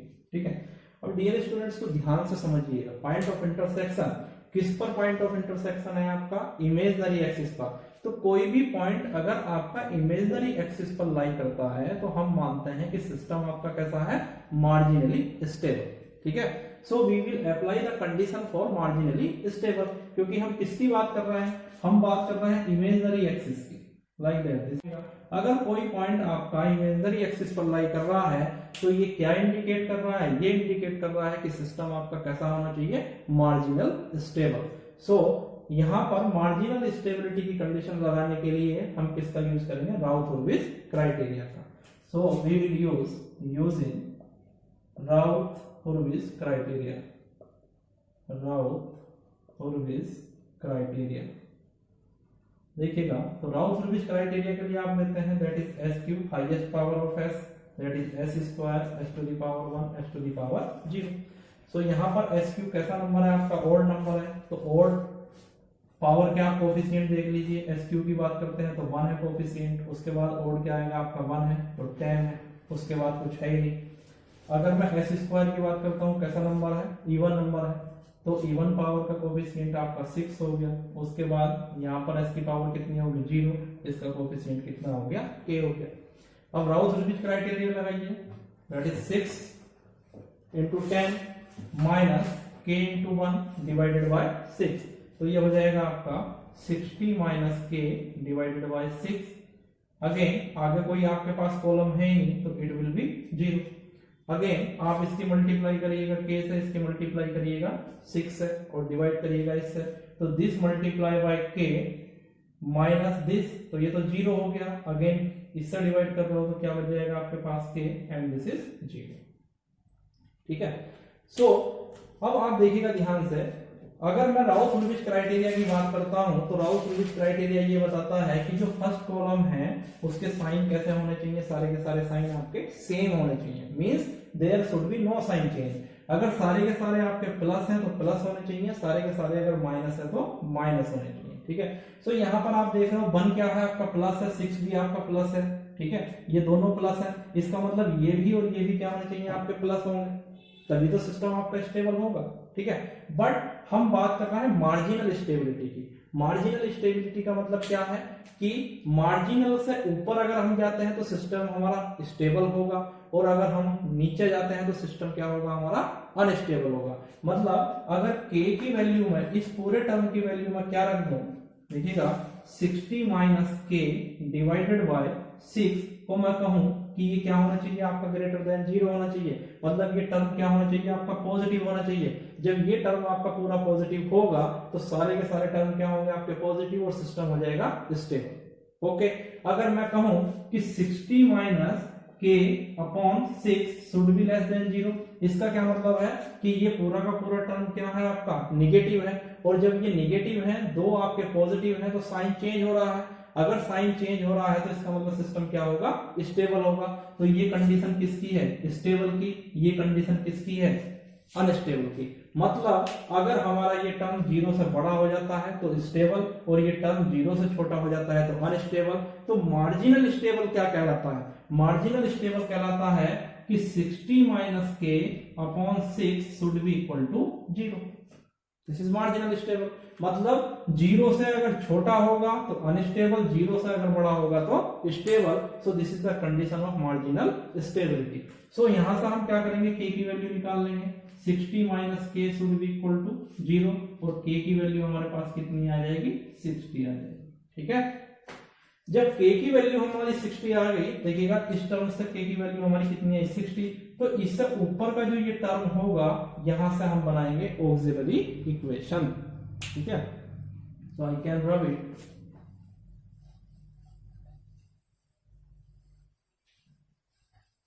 Means जिस टर्म से हम क्या कर रहे हैं, जिस टर्म से हम कंडीशन ऑफ मार्जिनल स्टेबिलिटी के लिए गेन निकाल रहे हैं, यानी जब गेन हमारा 60 होगा उस समय सिस्टम क्या होगा, हमारा मार्जिनल स्टेबल होगा। उससे ऊपर की जो हमारी इक्वेशन आती है उसको हम बोलते हैं ऑक्सिलरी इक्वेशन। सो ऑक्सिलरी इक्वेशन कितनी होगी, देखिएगा यहाँ पर 6 है, 6 किसके साथ मल्टीप्लाई होगा, यहाँ पर पावर कैसी है, इवन है, तो it will B 6s² plus अगली इवन पावर क्या आएगी, s की पावर 0 एंड कोफिशिएंट क्या होगा आपका k। So k into s की power 0 is equal to 0। So 6s² plus k is equal to कितना आ गया आपके पास 0। k की वैल्यू आपने कितनी निकाल रखी है, 60। तो 6s² plus 60 is equal to कितना आ गया आपके पास 0। और यहां से आप लिख सकते हो 6s² इज इक्वल टू कितना आ गया minus 60, s square is equal to कितना आ गया -10, और s की वैल्यू क्या मिलेगी आपको, this will B plus minus j √10।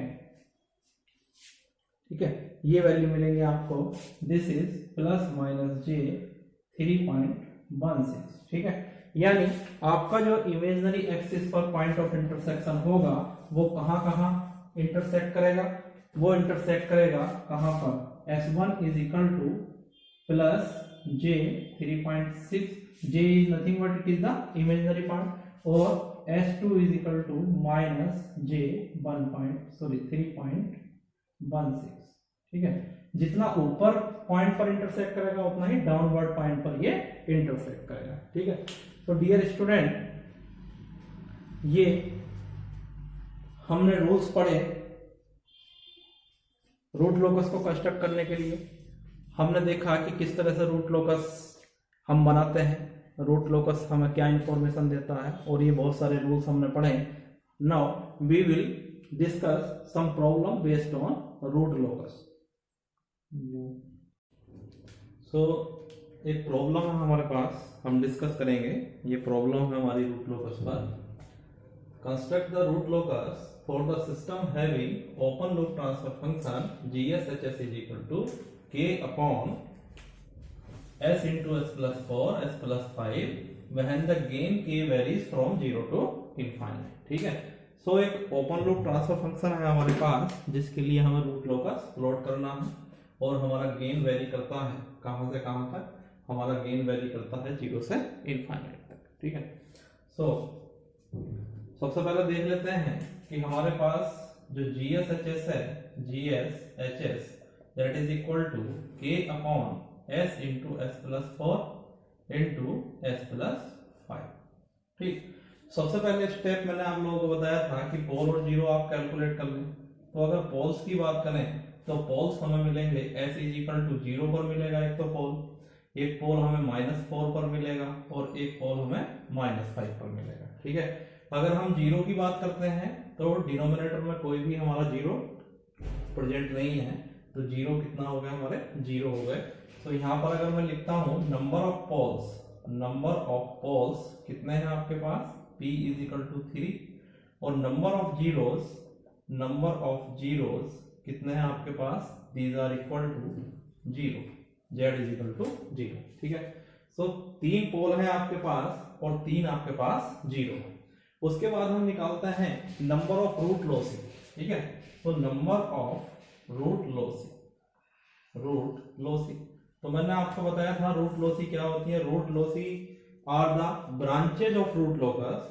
तो रूट लॉसी कितनी होंगी आपकी, b इज इक्वल टू, मैंने आपको बताया था कि अगर number of poles is greater than number of zeros then it will be equal to p, और अगर number of zeros is greater than number of poles then it will be equal to 0। means whatever either the pole or zero is greater than each other, then the value b will be equal to either pole और zero. ठीक है, सो यहाँ पर b is equal to होगा आपका p के, जो कितने हैं आपके 3। ठीक है, क्योंकि since p is greater then z, इसका मतलब हमारे पास 3 ओपन लूप पोल है, 3 हमारे पास रूट लॉसी है।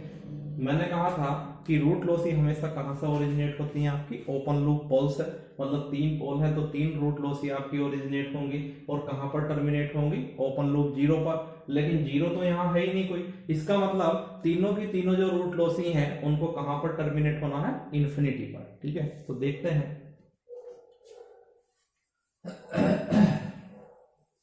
तो यहां पर सबसे पहले हम क्या करेंगे, लोकेट करेंगे पोल्स जीरो को। ठीक है, पोल्स और जीरो को लोकेट करेंगे कहां पर, कॉम्प्लेक्स एस प्लेन, यहां ले लेते हैं, this is complex S plane, this is sigma and this is J omega. ठीक है, ये कॉम्प्लेक्स एस प्लेन है। तो हमारे पास 3 पोल हैं, एक पोल हमारा लाई कर रहा है ओरिजिन पर, so this is the pole at origin. एक पोल हमारा लाई कर रहा है कहां पर, -4 पर। एक पोल हमारा लाई कर रहा है कहां पर, -4 पर। और एक पोल हमारा लाई कर रहा है कहां पर, -5 पर। ये इस तरह से 3 पोल है। ठीक है, अब सबसे पहले हमें चेक करना है कि रियल एक्सिस का कौन सा पार्ट आपका रूट लोकस का है और कौन सा पार्ट रूट लोकस का नहीं है। ठीक है, तो उसके लिए मैंने आपको बताया था कि जब भी आपको रियल एक्सिस पर ये देखना हो कि कौन सा पार्ट आपका रूट लोकस का है कौन सा नहीं है, तो हमेशा 2 सिंगुलरिटी के बीच आप देखेंगे कि 2 सिंगुलरिटी के बीच आपका जो पार्ट है वो रूट लोकस का पार्ट है या नहीं है। उसके लिए सबसे पहले हम चेक करेंगे, पहली सिंगुलरिटी है हमारी, एक पोल है ओरिजिन पर, दूसरी सिंगुलरिटी क्या है, एक हमारे पास दूसरा पोल है -4 पर। तो इन दोनों के बीच हम चेक करेंगे कि ये पार्ट हमारा रूट लोकस का है या नहीं है। इसके लिए हम क्या करते थे, आप 4 पर हाथ रखिएगा इस तरह से, और इसके राइट साइड देखिएगा टोटल नंबर ऑफ सिंगुलरिटी कितनी है, मतलब टोटल नंबर ऑफ पोल्स और जीरो कितने हैं। अगर ये एक ऑड नंबर होता है तो ये रूट लोकस का पार्ट हो जाएगा, अगर ये एक इवन नंबर होता है तो ये रूट लोकस का पार्ट नहीं होगा। ठीक है, सो यहां से हम देख सकते हैं कि राइट साइड टू द -4 कितने पोल आपके लाई कर रहे हैं, पोल और जीरो, एक पोल और जीरो लाई कर रहा है। इसका मतलब ये कैसा नंबर है आपका, ऑड नंबर है। इसका मतलब ये जो पार्ट होगा आपका ये रूट लोकस का पार्ट होगा, this is the part of root locus. तो इसको डार्क लाइन से शो करेंगे। अब हम चेक करेंगे part of root locus between -4 and -5। तो फिर -5 पर आप हाथ रखिएगा, इसके right side total number of poles and zeros कितने हैं आपके पास, 2 हैं। 2 कैसा नंबर है आपका, इवन नंबर है, इसका मतलब ये रूट लोकस का पार्ट नहीं होगा। ठीक है, उसके बाद हम चेक करेंगे लास्ट सिंगुलरिटी कहां पर चेक करेंगे, -इनफाइनाइट पे। हम मानते हैं कि लास्ट सिंगुलरिटी कहां पर है आपकी, -इनफाइनाइट पे। तो -5 और -इनफाइनाइट के बीच हमें चेक करना है पार्ट ऑफ रूट लोकस। तो -इनफाइनाइट से देखिएगा राइट साइड में total number of poles and zeros कितने हैं आपके पास, 1 2 3 है। कैसा है नंबर आपके पास, ऑड नंबर। इसका मतलब -5 से -इनफाइनाइट तक आपका ये पार्ट किसका होगा, रूट लोकस का पार्ट होगा। ठीक है, क्लियर हुई इतनी बात। अब हमारे पास नंबर ऑफ रूट लॉसी कितने थे, नंबर ऑफ रूट लॉसी हमारे पास कितने थे, b is equal to that is equal to p, यानी कितने थे, 3 थे। इसका मतलब हमारे जो रूट लॉसी हैं वो ओरिजिनेट होंगे, मैंने कहा था root loci will originate always from open loop pole. चलिएगा देखते हैं, पहला ओपन लूप पोल हमारा ओरिजिन पे है, तो इससे रूट लॉसी हमारा ओरिजिनेट होगा। किधर जाएगा, राइट साइड तो जाएगा नहीं, क्योंकि ये पार्ट आपका रूट लोकस का नहीं है। हमेशा रूट लॉसी किधर चलता है आपका, जो रूट लोकस का पार्ट होता है, यानी जो डायरेक्शन होगी हमारी रूट लॉसी की वो ये होगी, लाइक दैट। इधर चलेगा हमारा रूट लॉसी, कहां से ओरिजिनेट होगा, ओरिजिन से, और किधर ट्रेवल करेगा, in the left side, because this is the part of root locus. उसके बाद दूसरा पोल है हमारा -4, यहां से हमारा रूट लॉसी ओरिजिनेट होगा, किधर जाएगा, इधर तो जाएगा नहीं क्योंकि ये पार्ट आपका रूट लोकस का नहीं है, तो ये ओरिजिनेट होगा टुवर्ड्स राइट। ठीक है, यहां से ये ओरिजिनेट हुआ। तीसरा हमारा -5 से ओरिजिनेट होगा रूट लॉसी, किधर जाएगा, इधर तो जाएगा नहीं क्योंकि ये तो रूट लोकस का पार्ट है नहीं, तो किधर जाएगा, इधर जाएगा। ठीक है। तो इस तरह से हमारे पास क्या हुआ, तीन रूट लॉसी ओरिजिनेट हुए कहां कहां से, एक ओरिजिन से, एक -4 से और एक -5 से। तो देखिएगा जिस पॉइंट से आपके रूट लॉसी ओरिजिनेट होते हैं, ठीक है, जिस पॉइंट से आपके रूट लॉसी ओरिजिनेट होते हैं उस पॉइंट पर जो गेन होता है आपका वो क्या होता है, 0। ध्यान रखिएगा, जिस पॉइंट से आपके रूट लॉसी ओरिजिनेट होंगे उस पॉइंट पर गेन कितना होगा सिस्टम का, 0। और जिस पॉइंट पर आपके रूट लॉसी टर्मिनेट होंगे उस पॉइंट पर गेन कितना होगा, इनफाइनाइट। ठीक है। और 0 से ओरिजिनेट होने से टर्मिनेट होने तक जितना भी आपका गेन होगा वो वेरी करेगा किस किस के बीच, 0 से लेकर इनफाइनाइट तक। ठीक है। तो यहां तक हमने ये लोकेट कर दिए पोस्ट 0, हमने चेक कर लिया कि कौन सा पार्ट आपका रूट लोकस का है, कौन सा पार्ट आपका रूट लोकस का नहीं है। तो उसके बाद हम क्या करते हैं, हमें देखना है क्या, हमें देखना है आपका नंबर ऑफ एसिम्पटोट्स। ठीक है। तो number of asymptotes, number of एसिम्पटोट्स क्यों निकालते हैं हम, क्योंकि हमारे पास यहाँ कोई 0 नहीं है, और जब कोई 0 नहीं है तो ये रूट लॉसी हमारे 0 पर तो टर्मिनेट होंगे नहीं, तीनों के तीनों रूट लॉसी किधर जाएंगे, इनफाइनाइट पर जाएंगे। और जब इनको इनफाइनाइट पर जाना है इसका मतलब क्या है, इसका मतलब ये है कि इनको इनफाइनाइट पर जाने के लिए किसी पाथ की जरूरत होगी। तो हमें क्या निकालना पड़ेगा, एसिम्पटोट्स। एसिम्पटोट्स वो स्ट्रेट लाइन होती हैं जिनके अलोंग रूट लॉसी आपके ट्रेवल करती हैं और कहां पर जाती हैं, इनफाइनाइट पर। ठीक है। तो मैंने आपको बताया था नंबर ऑफ एसिम्पटोट्स कितना होता है, it is equal to, number of asymptotes is equal to P difference Z. तो यहाँ पर p कितना है आपका 3 और 0 कितने हैं, 0। तो यहाँ पर नंबर ऑफ एसिम्पटोट्स कितने हैं आपके पास, 3। ठीक है। इन एसिम्पटोट्स यानी इन स्ट्रेट लाइन को किसी एंगल पर हमें ड्रा करना पड़ेगा, तो उस एंगल को बोलते हैं एंगल ऑफ एसिम्पटोट्स। तो हम कैलकुलेट करेंगे angle of asymptotes, angle of asymptotes. तो उसके लिए मैंने आपको फॉर्मूला बताया था, phi is equal to 2k plus 1 upon p minus Z into 180 degree. Okay.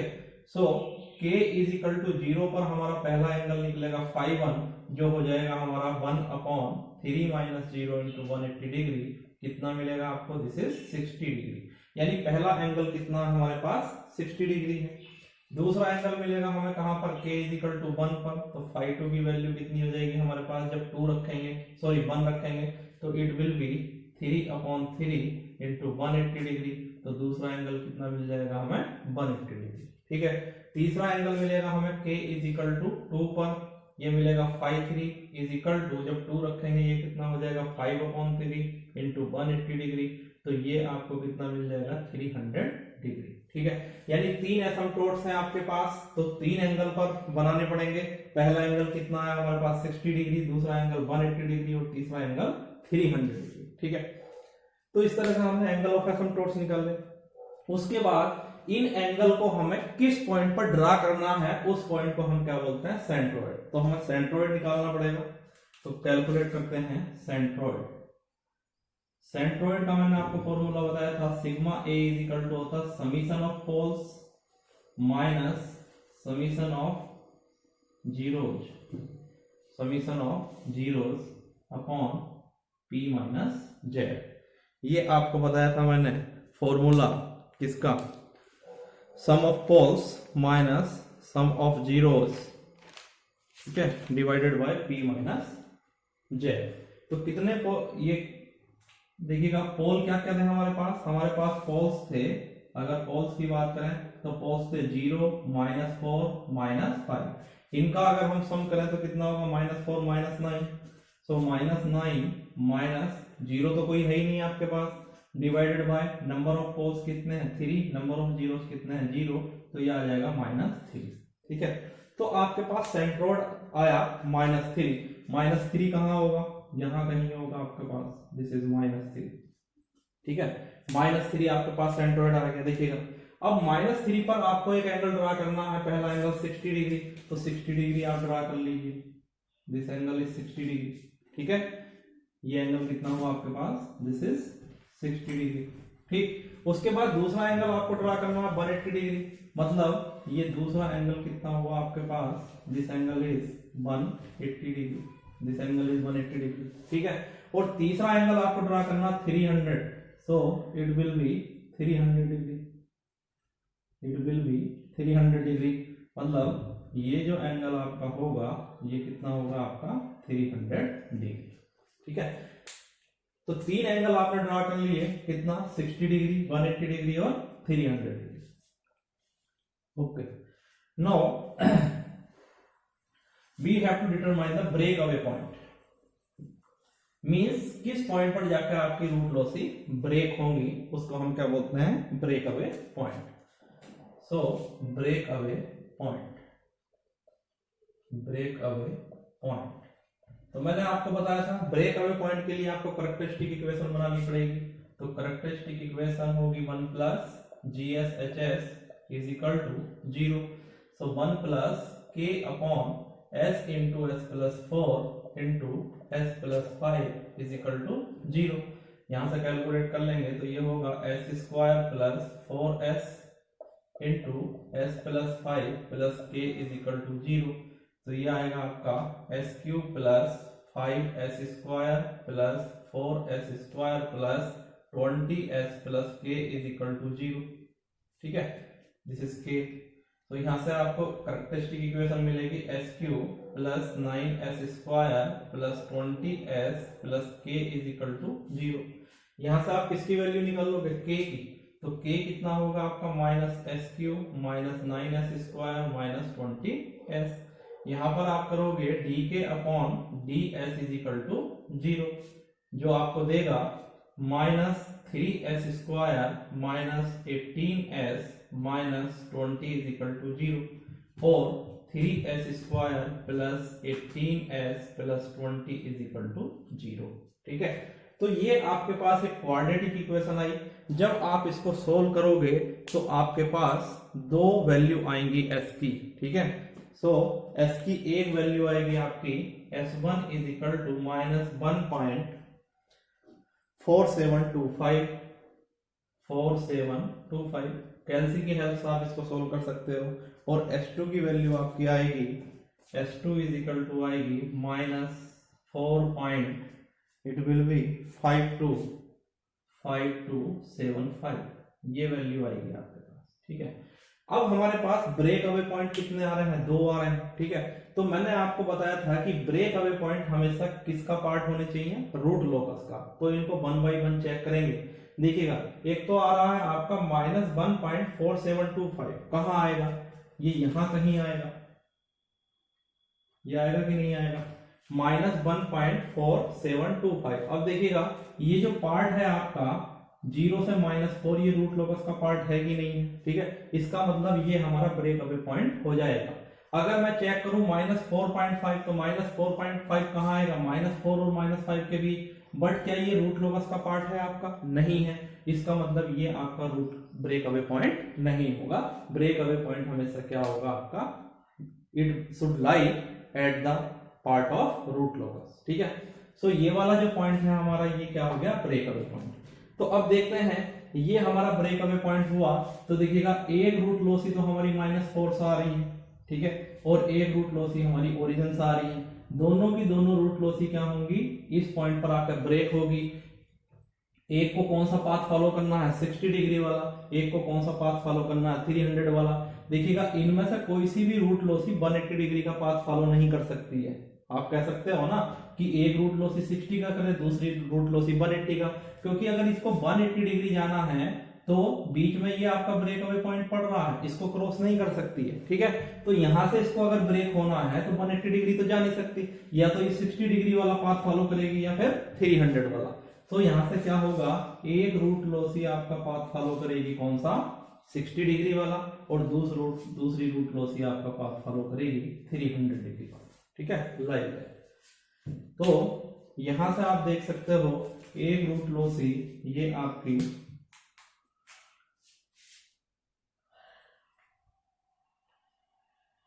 ये इधर जाएगी, और एक रूट लॉसी आपकी ये इधर से, लाइक दैट। ठीक है, यहां से ये, और कहां चली जाएगी, इनफाइनाइट। ये कहां जाएंगी आपकी, कहाँ टर्मिनेट होना है इनको, इनफाइनाइट पर, और जहां ये टर्मिनेट होंगे इनफाइनाइट पर उस समय गेन कितना हो जाएगा आपका, इन्फिनिटी।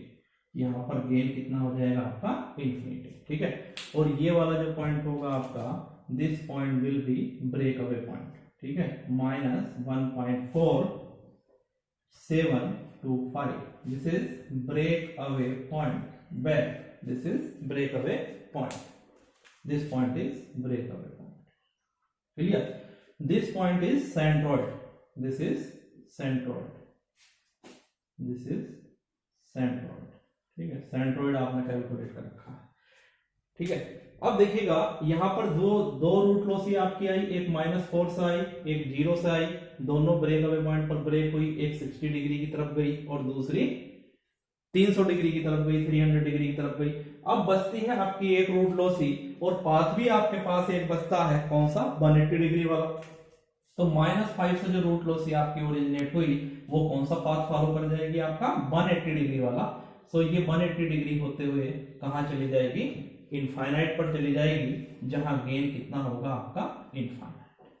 ठीक है, तो डियर स्टूडेंट, इस तरह से हमने क्या किया, 1 by 1 कैलकुलेशन की और इसको हमने ड्रा किया रूट लोकस को। अब देखिएगा, आप देख सकते हो कि ये जो आपकी रूट लॉसी है, चलिएगा इसको मैं थोड़ा डार्क कर देता हूं, ये जो आपकी रूट लॉसी है ये आपकी इमेजिनरी एक्सिस को इंटरसेक्ट कर रही है कि नहीं कर रही है, देखिएगा ध्यान से, ये रूट लॉसी आपकी इमेजिनरी एक्सिस को इंटरसेक्ट कर रही है, ये। ठीक है, कहां इंटरसेक्ट कर रही है ये रूट लॉसी आपकी, इस पॉइंट पर इंटरसेक्ट कर रही है, इस पॉइंट पर इंटरसेक्ट कर रही है। तो ये दो पॉइंट जो हैं आपके, ये पॉइंट और ये पॉइंट, ये क्या है आपके, point of intersection of imaginary axis. So इनको हमें कैलकुलेट करना है, पॉइंट ऑफ इंटरसेक्शन। ठीक है, तो देखते हैं point of intersection, point of intersection on imaginary axis,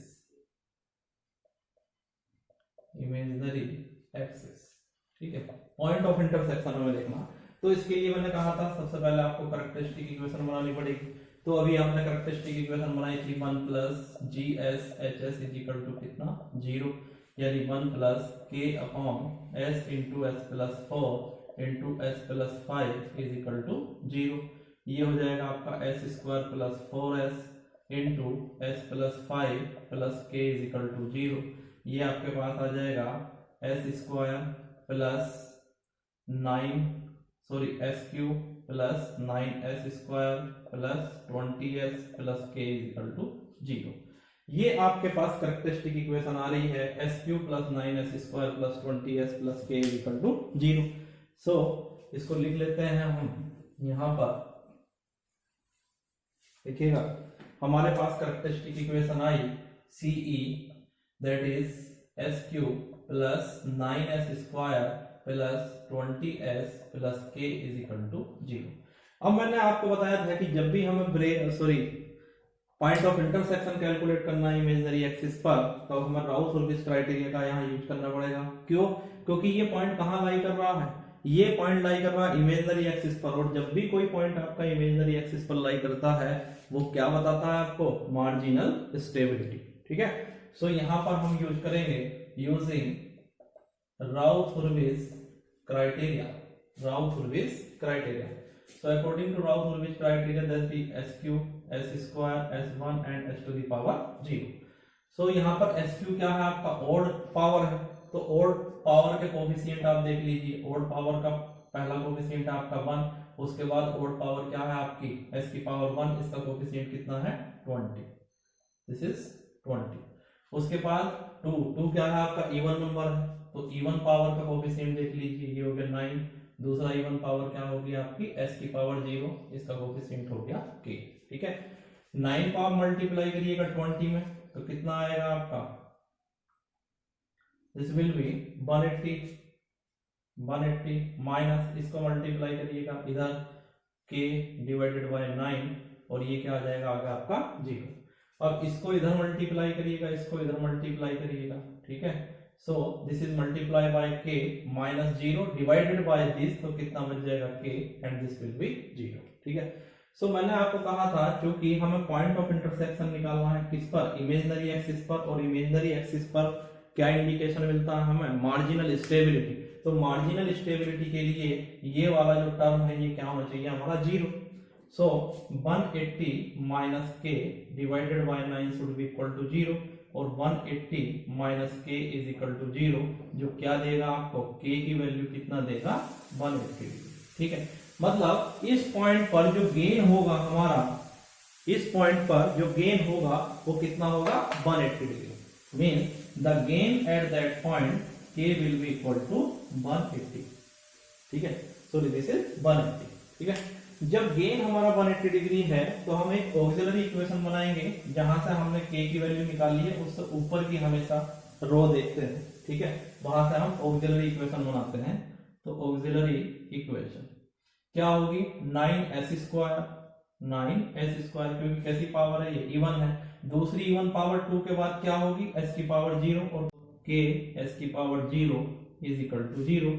सो यहां से आ जाएगा 9s स्क्वायर प्लस k की वैल्यू कितनी है 180 is equal to 0। So s square is equal to कितना आएगा, माइनस का ये आ जाएगा 20।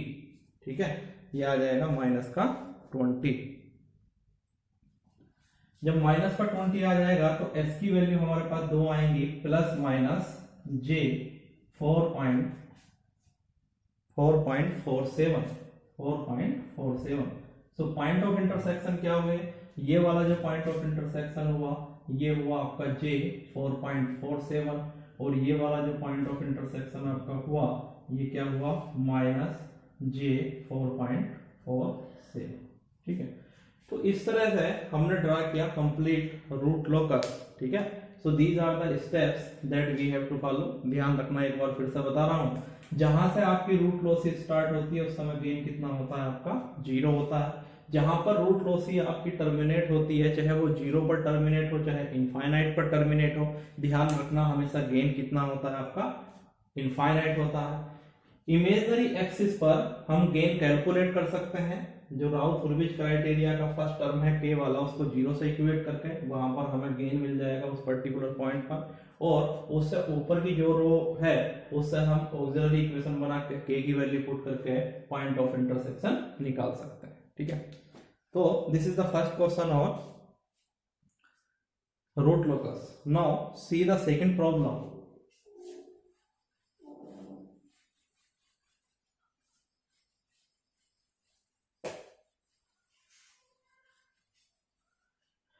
Now problem number 2 is we have an open loop transfer function g as hs is equal to, this is k into s plus 1 upon s into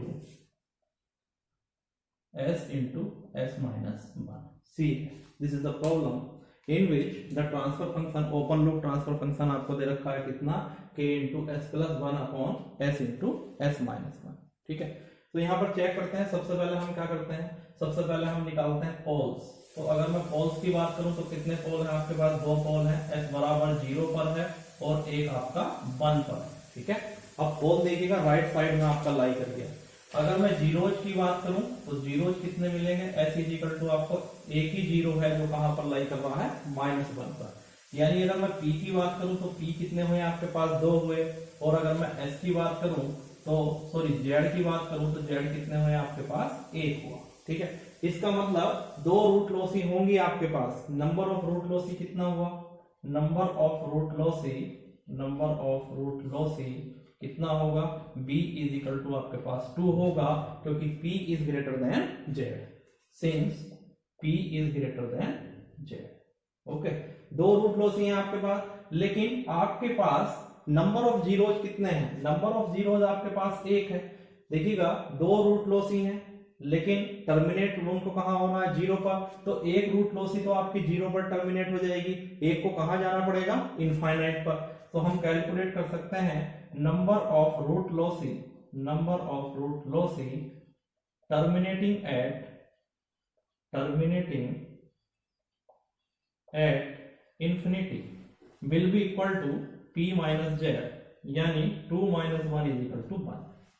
सीधी सी बात है, आपके पास दो रूट लॉसी हैं, दोनों कहां से ओरिजिनेट होंगी, ओपन लूप पोल से। एक को इनको कहा जाना है जीरो पर, लेकिन जीरो कितने हैं आपके पास, एक है, तो एक तो जीरो पर जाकर टर्मिनेट हो जाएगी और दूसरी कहां चली जाएगी, आपकी इनफाइनाइट पे चली जाएगी। ठीक है, तो इसको हम ड्रा कर लेते हैं।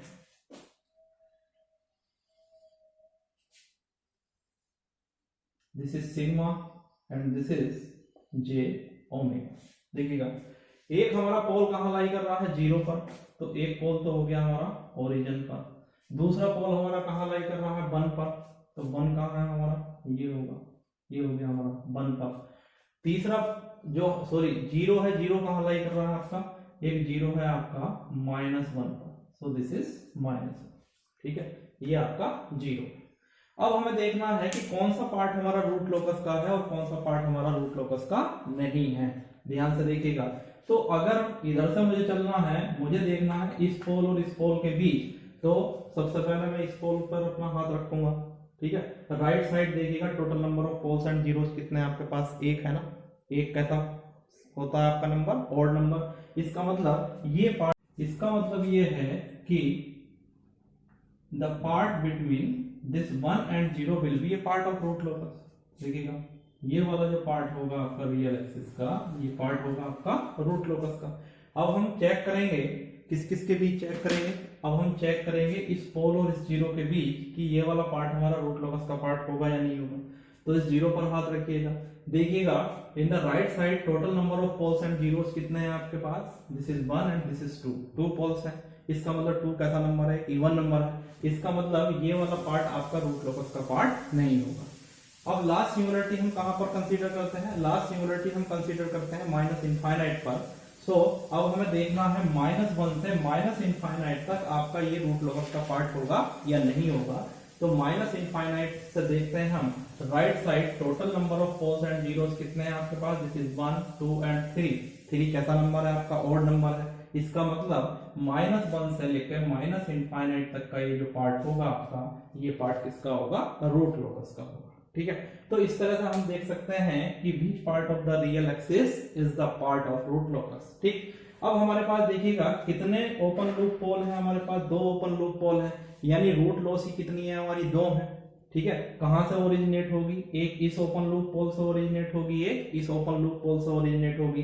तो मुझे जरा बताइएगा, जो रूट लॉसी जीरो से इस ओरिजिन से ओरिजिनेट होगी, उसको किधर जाना है, किधर ओरिजिनेट होगी, राइट साइड या लेफ्ट साइड। लेफ्ट साइड नहीं होगी, क्योंकि लेफ्ट साइड वाला पार्ट आपका रूट लोकस का पार्ट नहीं है। ठीक है, ऐसे ही अगर मैं 1 की बात करूं, तो 1 से जो रूट लॉसी आपकी ओरिजिनेट होगी, वो किधर की तरफ ओरिजिनेट होगी, लेफ्ट साइड, क्योंकि राइट साइड आपका जो पार्ट है वो रूट लोकस का पार्ट नहीं है। इसका मतलब यहां से एक रूट लॉसी आपकी ओरिजिनेट होगी लाइक दैट, और एक रूट लॉसी आपकी यहां से ओरिजिनेट होगी। ठीक है, और मैंने आपको बताया था कि जिस पॉइंट से आपकी रूट लॉसी ओरिजिनेट होती है, उस पॉइंट पर गेन कितना होता है आपका, 0।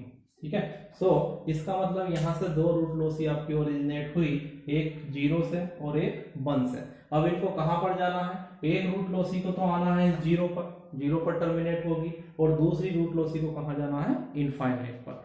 तो इसके लिए हमें निकालना पड़ेगा नंबर ऑफ एसिम्प्टोट्स। ठीक है, तो अगर मैं नंबर ऑफ एसिम्प्टोट्स की बात करता हूं, number of asymptotes, number of asymptotes कितना होता है, it is equal to p difference z। यहाँ पर p कितना है आपके पास, नंबर ऑफ पोल्स कितने हैं, 2, डिफरेंस z कितना है, 1, यानी कितना है आपके पास, 1।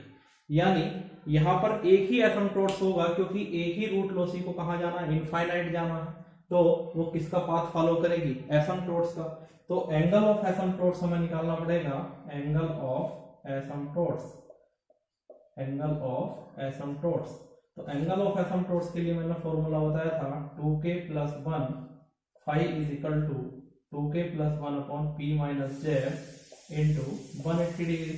तो यहाँ पर k की वैल्यू जब हम 0 लेंगे, उस समय हमारे पास फर्स्ट एंगल निकलेगा, phi1 is equal to this will be 1 upon 2 minus 1 into 180 degree, यानी कितना आया, 180 डिग्री। ठीक है, यानी जिस रूट लॉसी को इनफाइनाइट जाना है, वो कौन सा पाथ फॉलो करेगी, 180 डिग्री का पाथ फॉलो करेगी। ठीक है ना, एक को तो कहाँ आना है 0 पर, और दूसरी को कहाँ जाना है इनफाइनाइट पर। किस पाथ के थ्रू जाना है 180 डिग्री। तो 180 डिग्री एंगल कौन सा होता है, ये आपका 180 डिग्री होता है। तो इसको ड्रा करने की हमें जरूरत नहीं है, ठीक है।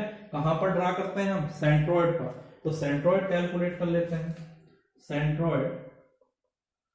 Centroid sigma A is equal to होता है sum of holes minus sum of zeros divided by P minus Z.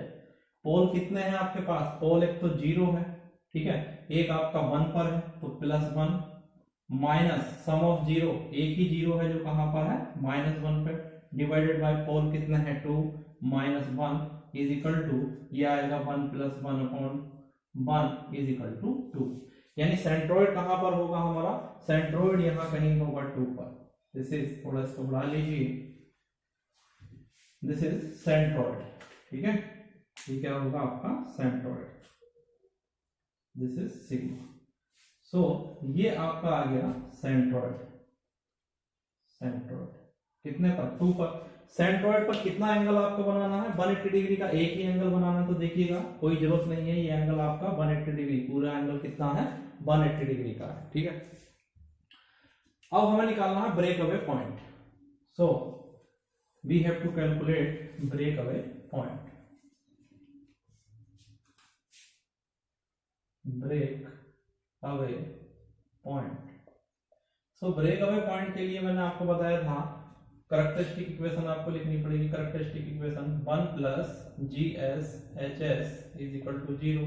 So it will be 1 + K × S + 1 upon S × S - 1 is equal to 0। So ये होगा आपका S × S - 1 plus K × S + 1 is equal to 0, और ये हो जाएगा S² - S plus KS + K is equal to 0, और ये हो जाएगा आपके पास K की वैल्यू आप में से निकाल लोगे। सो K इज इक्वल टू कितना होगा, K इज इक्वल टू आपके पास हो जाएगा सॉरी इसको सेपरेट कर लेते हैं, S² - S plus K is common, it will be S + 1 is equal to 0। So K × S + 1 is equal to it will be -S² + S, और यहां से हम K की वैल्यू निकाल लेंगे। K इज इक्वल टू आ जाएगा आपका -S² + S divided by S + 1, ठीक है।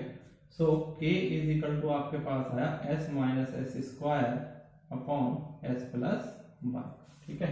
ये आपके पास आया K। दोबारा चेक कर लीजिए कितना है आपके पास, ये S² - S plus KS + K is equal to 0। This is S² - S plus K is common, S + 1 is equal to 0। So इसको राइट साइड में ले जाएंगे तो कितना होगा -S², this is plus S and this is K × S + 1। So K is equal to कितना आ जाएगा S - S² अपॉन S + 1, ठीक है। सो इसको हम डिफरेंशिएट करेंगे एक बार और उसको 0 से इक्वेट कर देंगे। So we will calculate dk upon ds is equal to 0, मतलब d upon ds of S - S² upon S + 1 is equal to 0, ठीक है। तो जब आप 0 से इसको इक्वेट करोगे, सोल्व कर लोगे, तो आपके पास 2 पॉइंट आएंगे, ठीक है। कैलकुलेशन कर लेना आप लोग। After solving we will get S1 is equal to 2 point आएंगे -2.414 -2.414, और S2 आपके पास आएगा दैट इज इक्वल टू 0.414, ठीक है। अब चेक करेंगे कि क्या ये दोनों पॉइंट हमारे रूट लोकस के पार्ट में लाई कर रहे हैं या नहीं कर रहे, ठीक है ना। तो देखिएगा ध्यान से, एक है हमारे पास -2.414। सो अगर मैं -2.414 की बात करता हूं तो ये होगा आपका यहां कहीं, दिस इज द पॉइंट, ठीक है। ये पॉइंट लाई कर रहा, और ये पॉइंट लाई कर रहा है कहां पर, रूट लोकस के पार्ट में। इसका मतलब ये ब्रेक अवे पॉइंट होगा कि नहीं होगा, ये क्या होगा आपका ब्रेक अवे पॉइंट होगा। एक कहां लाई कर रहा है आपका 0.414, सो 0.414 आपका यहां कहीं है, देखिएगा। इसका मतलब ये भी आपका रूट लोकस का पार्ट है। सो ये तो प्रॉब्लम होगी। यहाँ पर हमारे पास 2 पॉइंट है ब्रेक अवे पॉइंट और दोनों क्या है आपके रूट लोकस के पार्ट हैं। तो ऐसा नहीं हो सकता है कि आपके पास दोनों के दोनों ब्रेक अवे पॉइंट हो। तो मैंने आपको बताया था कि अगर 2 पॉइंट आपके दोनों के दोनों रूट लोकस का पार्ट है तो एक आपका ब्रेक अवे पॉइंट होगा और एक आपका ब्रेक इन पॉइंट होगा, ठीक है ना। ब्रेक अवे पॉइंट जिस पर रूट लोसी आपकी ब्रेक होंगी और ब्रेक इन पॉइंट जिस पर आकर आपकी रूट लोसी मीट करेंगी, मतलब एंटर करेंगी। तो यहां पर हमें देखना है कि कौन सा ये पॉइंट हमारा रूट लोकस है, सॉरी कौन सा ये पॉइंट हमारा ब्रेक अवे पॉइंट है और कौन सा पॉइंट हमारा ब्रेक इन पॉइंट है। तो याद होगा मैंने आपको बताया था कि हमेशा जो ब्रेक अवे पॉइंट होता है वो 2 ओपन लूप पोल्स के बीच होता है। तो चेक करिएगा यहाँ, ये एक ओपन लूप पोल आपका ये है और एक ये है, इसका मतलब ये वाला जो पॉइंट होगा ये ब्रेक अवे पॉइंट होगा, ठीक है। और मैंने आपको ये कहा था कि जो ब्रेक इन पॉइंट होता है हमेशा वो सेम सिंगल 2 जीरो के बीच होता है। तो एक जीरो तो आपका ये है और इनफाइनाइट पर हम एक सिंगुलरिटी कंसीडर करते हैं, ध्यान रखिएगा हमेशा वही सिंगुलरिटी कंसीडर करते हैं जो लास्ट सिंगुलरिटी होती है। लास्ट सिंगुलरिटी अगर आपके पास जीरो है तो इनफाइनाइट पर भी क्या कंसीडर करेंगे जीरो, और लास्ट सिंगुलरिटी अगर आपके पास पोल है तो इनफाइनाइट पर भी क्या कंसीडर करेंगे पोल। इसका मतलब ये है कि ये वाला जो पॉइंट होगा आपका ये ब्रेक इन पॉइंट होगा, ये क्या होगा आपके पास ब्रेक इन पॉइंट, क्लियर। और इसकी वैल्यू कितनी है आपके पास, दिस इज -2.414, क्योंकि ये वाला जो पॉइंट हमारा लाई कर रहा है रूट लोकस का पार्ट है, ये भी रूट लोकस का पार्ट है, तो दोनों को लेना पड़ेगा, मतलब दोनों के दोनों क्या है आपके ब्रेक अवे पॉइंट होंगे। लेकिन पहचानना हमें कि इनमें से जो एक पॉइंट लाई कर रहा है वो 2 पोल के बीच लाई कर रहा है, इसका मतलब ये क्या होगा आपका ब्रेक अवे पॉइंट होगा। और एक पॉइंट हमारा लाई कर रहा है 2 जीरो के बीच, इसका मतलब ये हमारे पास ब्रेक इन पॉइंट होगा। तो ये वाला जो पॉइंट होगा हमारे पास ये क्या होगा break away point, this is break away point, और इसकी वैल्यू कितनी है 0.414, ठीक है। इसका मतलब क्या है कि ब्रेक अवे पॉइंट से हमारी रूट लॉसी ब्रेक होंगी और ब्रेक इन पॉइंट पर आकर क्या करेंगी वो एंटर करेंगी। इसका मतलब ये वाली यहां से आपकी रूट लॉसी चलेंगी लाइक दैट, ब्रेक होंगी और यहां पर आकर एंटर हो जाएंगी, ठीक है। देखिएगा ध्यान से, ये आएंगे इस पॉइंट से, ठीक है। यहां से रूट लॉसी आई, एक रूट लॉसी आई, ये पाथ फॉलो किया उसने और कहां पर आकर एंटर होगी, यहां पर आकर एंटर होगी, ठीक है। दूसरी रूट लॉसी आएगी,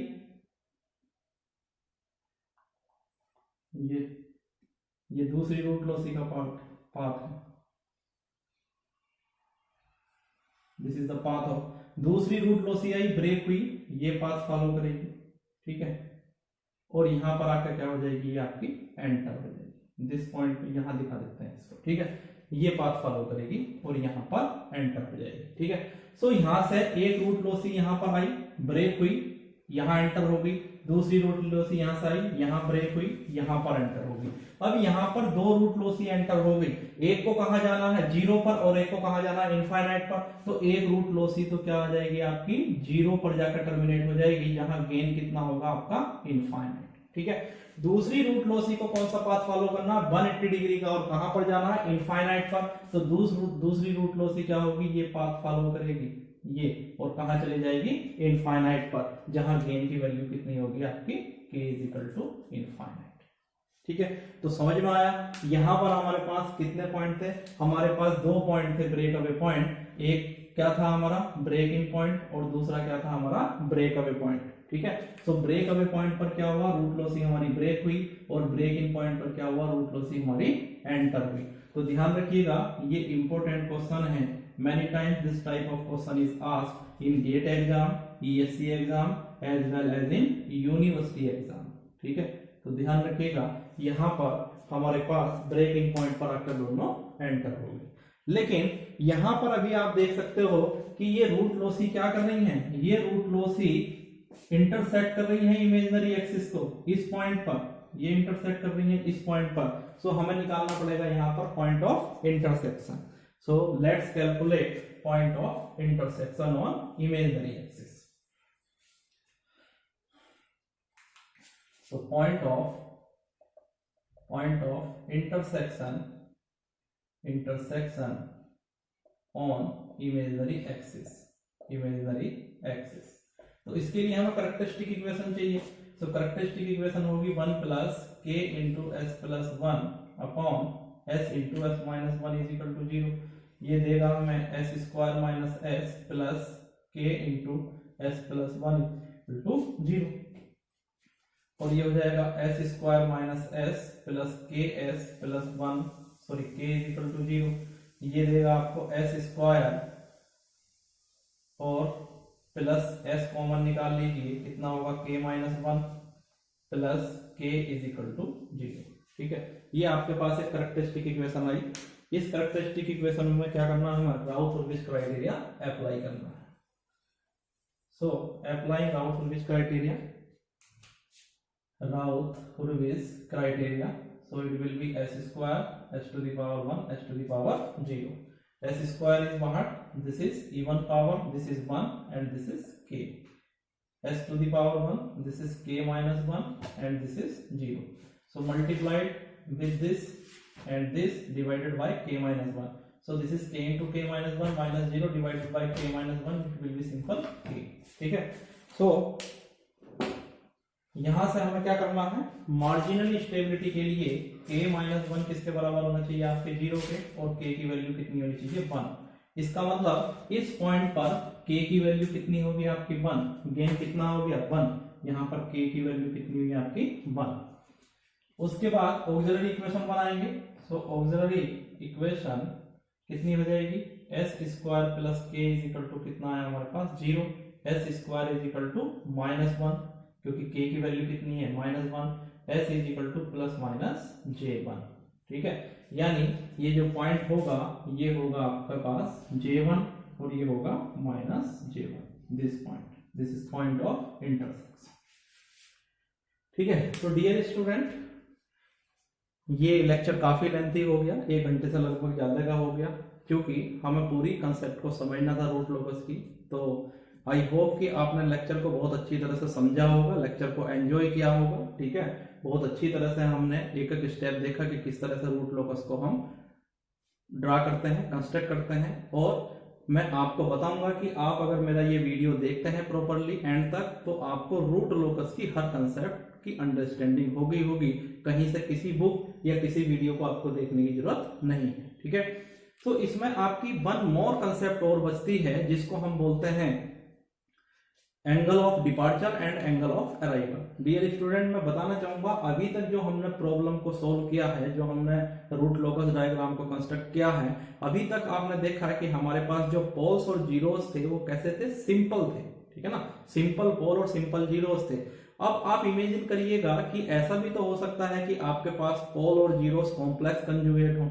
ठीक है, तो अगर आपके पास पोल्स और जीरोस कॉम्प्लेक्स कंजुगेट आते हैं तो फिर हम क्या करेंगे, तो उस केस में कॉम्प्लेक्स कंजुगेट पोल के लिए हम निकालते हैं एंगल ऑफ डिपार्चर, और कॉम्प्लेक्स कंजुगेट जीरो के लिए निकालते हैं एंगल ऑफ अराइवल। तो नेक्स्ट लेक्चर में, नेक्स्ट वीडियो में हम स्टडी करेंगे angle of departure and angle of arrival, और उन पर बेस्ड 2 प्रॉब्लम को हम सोल्व करेंगे। तो अगर ये 2 वीडियो आप ध्यान से देख लेते हैं, इनको नोट डाउन कर लेते हैं, तो I think that your root locus will be cleared for all time. ठीक है, आपको दोबारा रूट लोकस पढ़ने की जरूरत नहीं पड़ेगी। तो आपसे मैं रिक्वेस्ट करता हूं, अगर आपको मेरे इस तरह के वीडियो चाहिए तो मुझे आप कमेंट बॉक्स में लिखिएगा। ठीक है, मेरे चैनल को सब्सक्राइब करिएगा जिससे आपको आने वाले इंपॉर्टेंट वीडियो मिले। वीडियो को शेयर करिएगा और लाइक करिएगा। Thank you.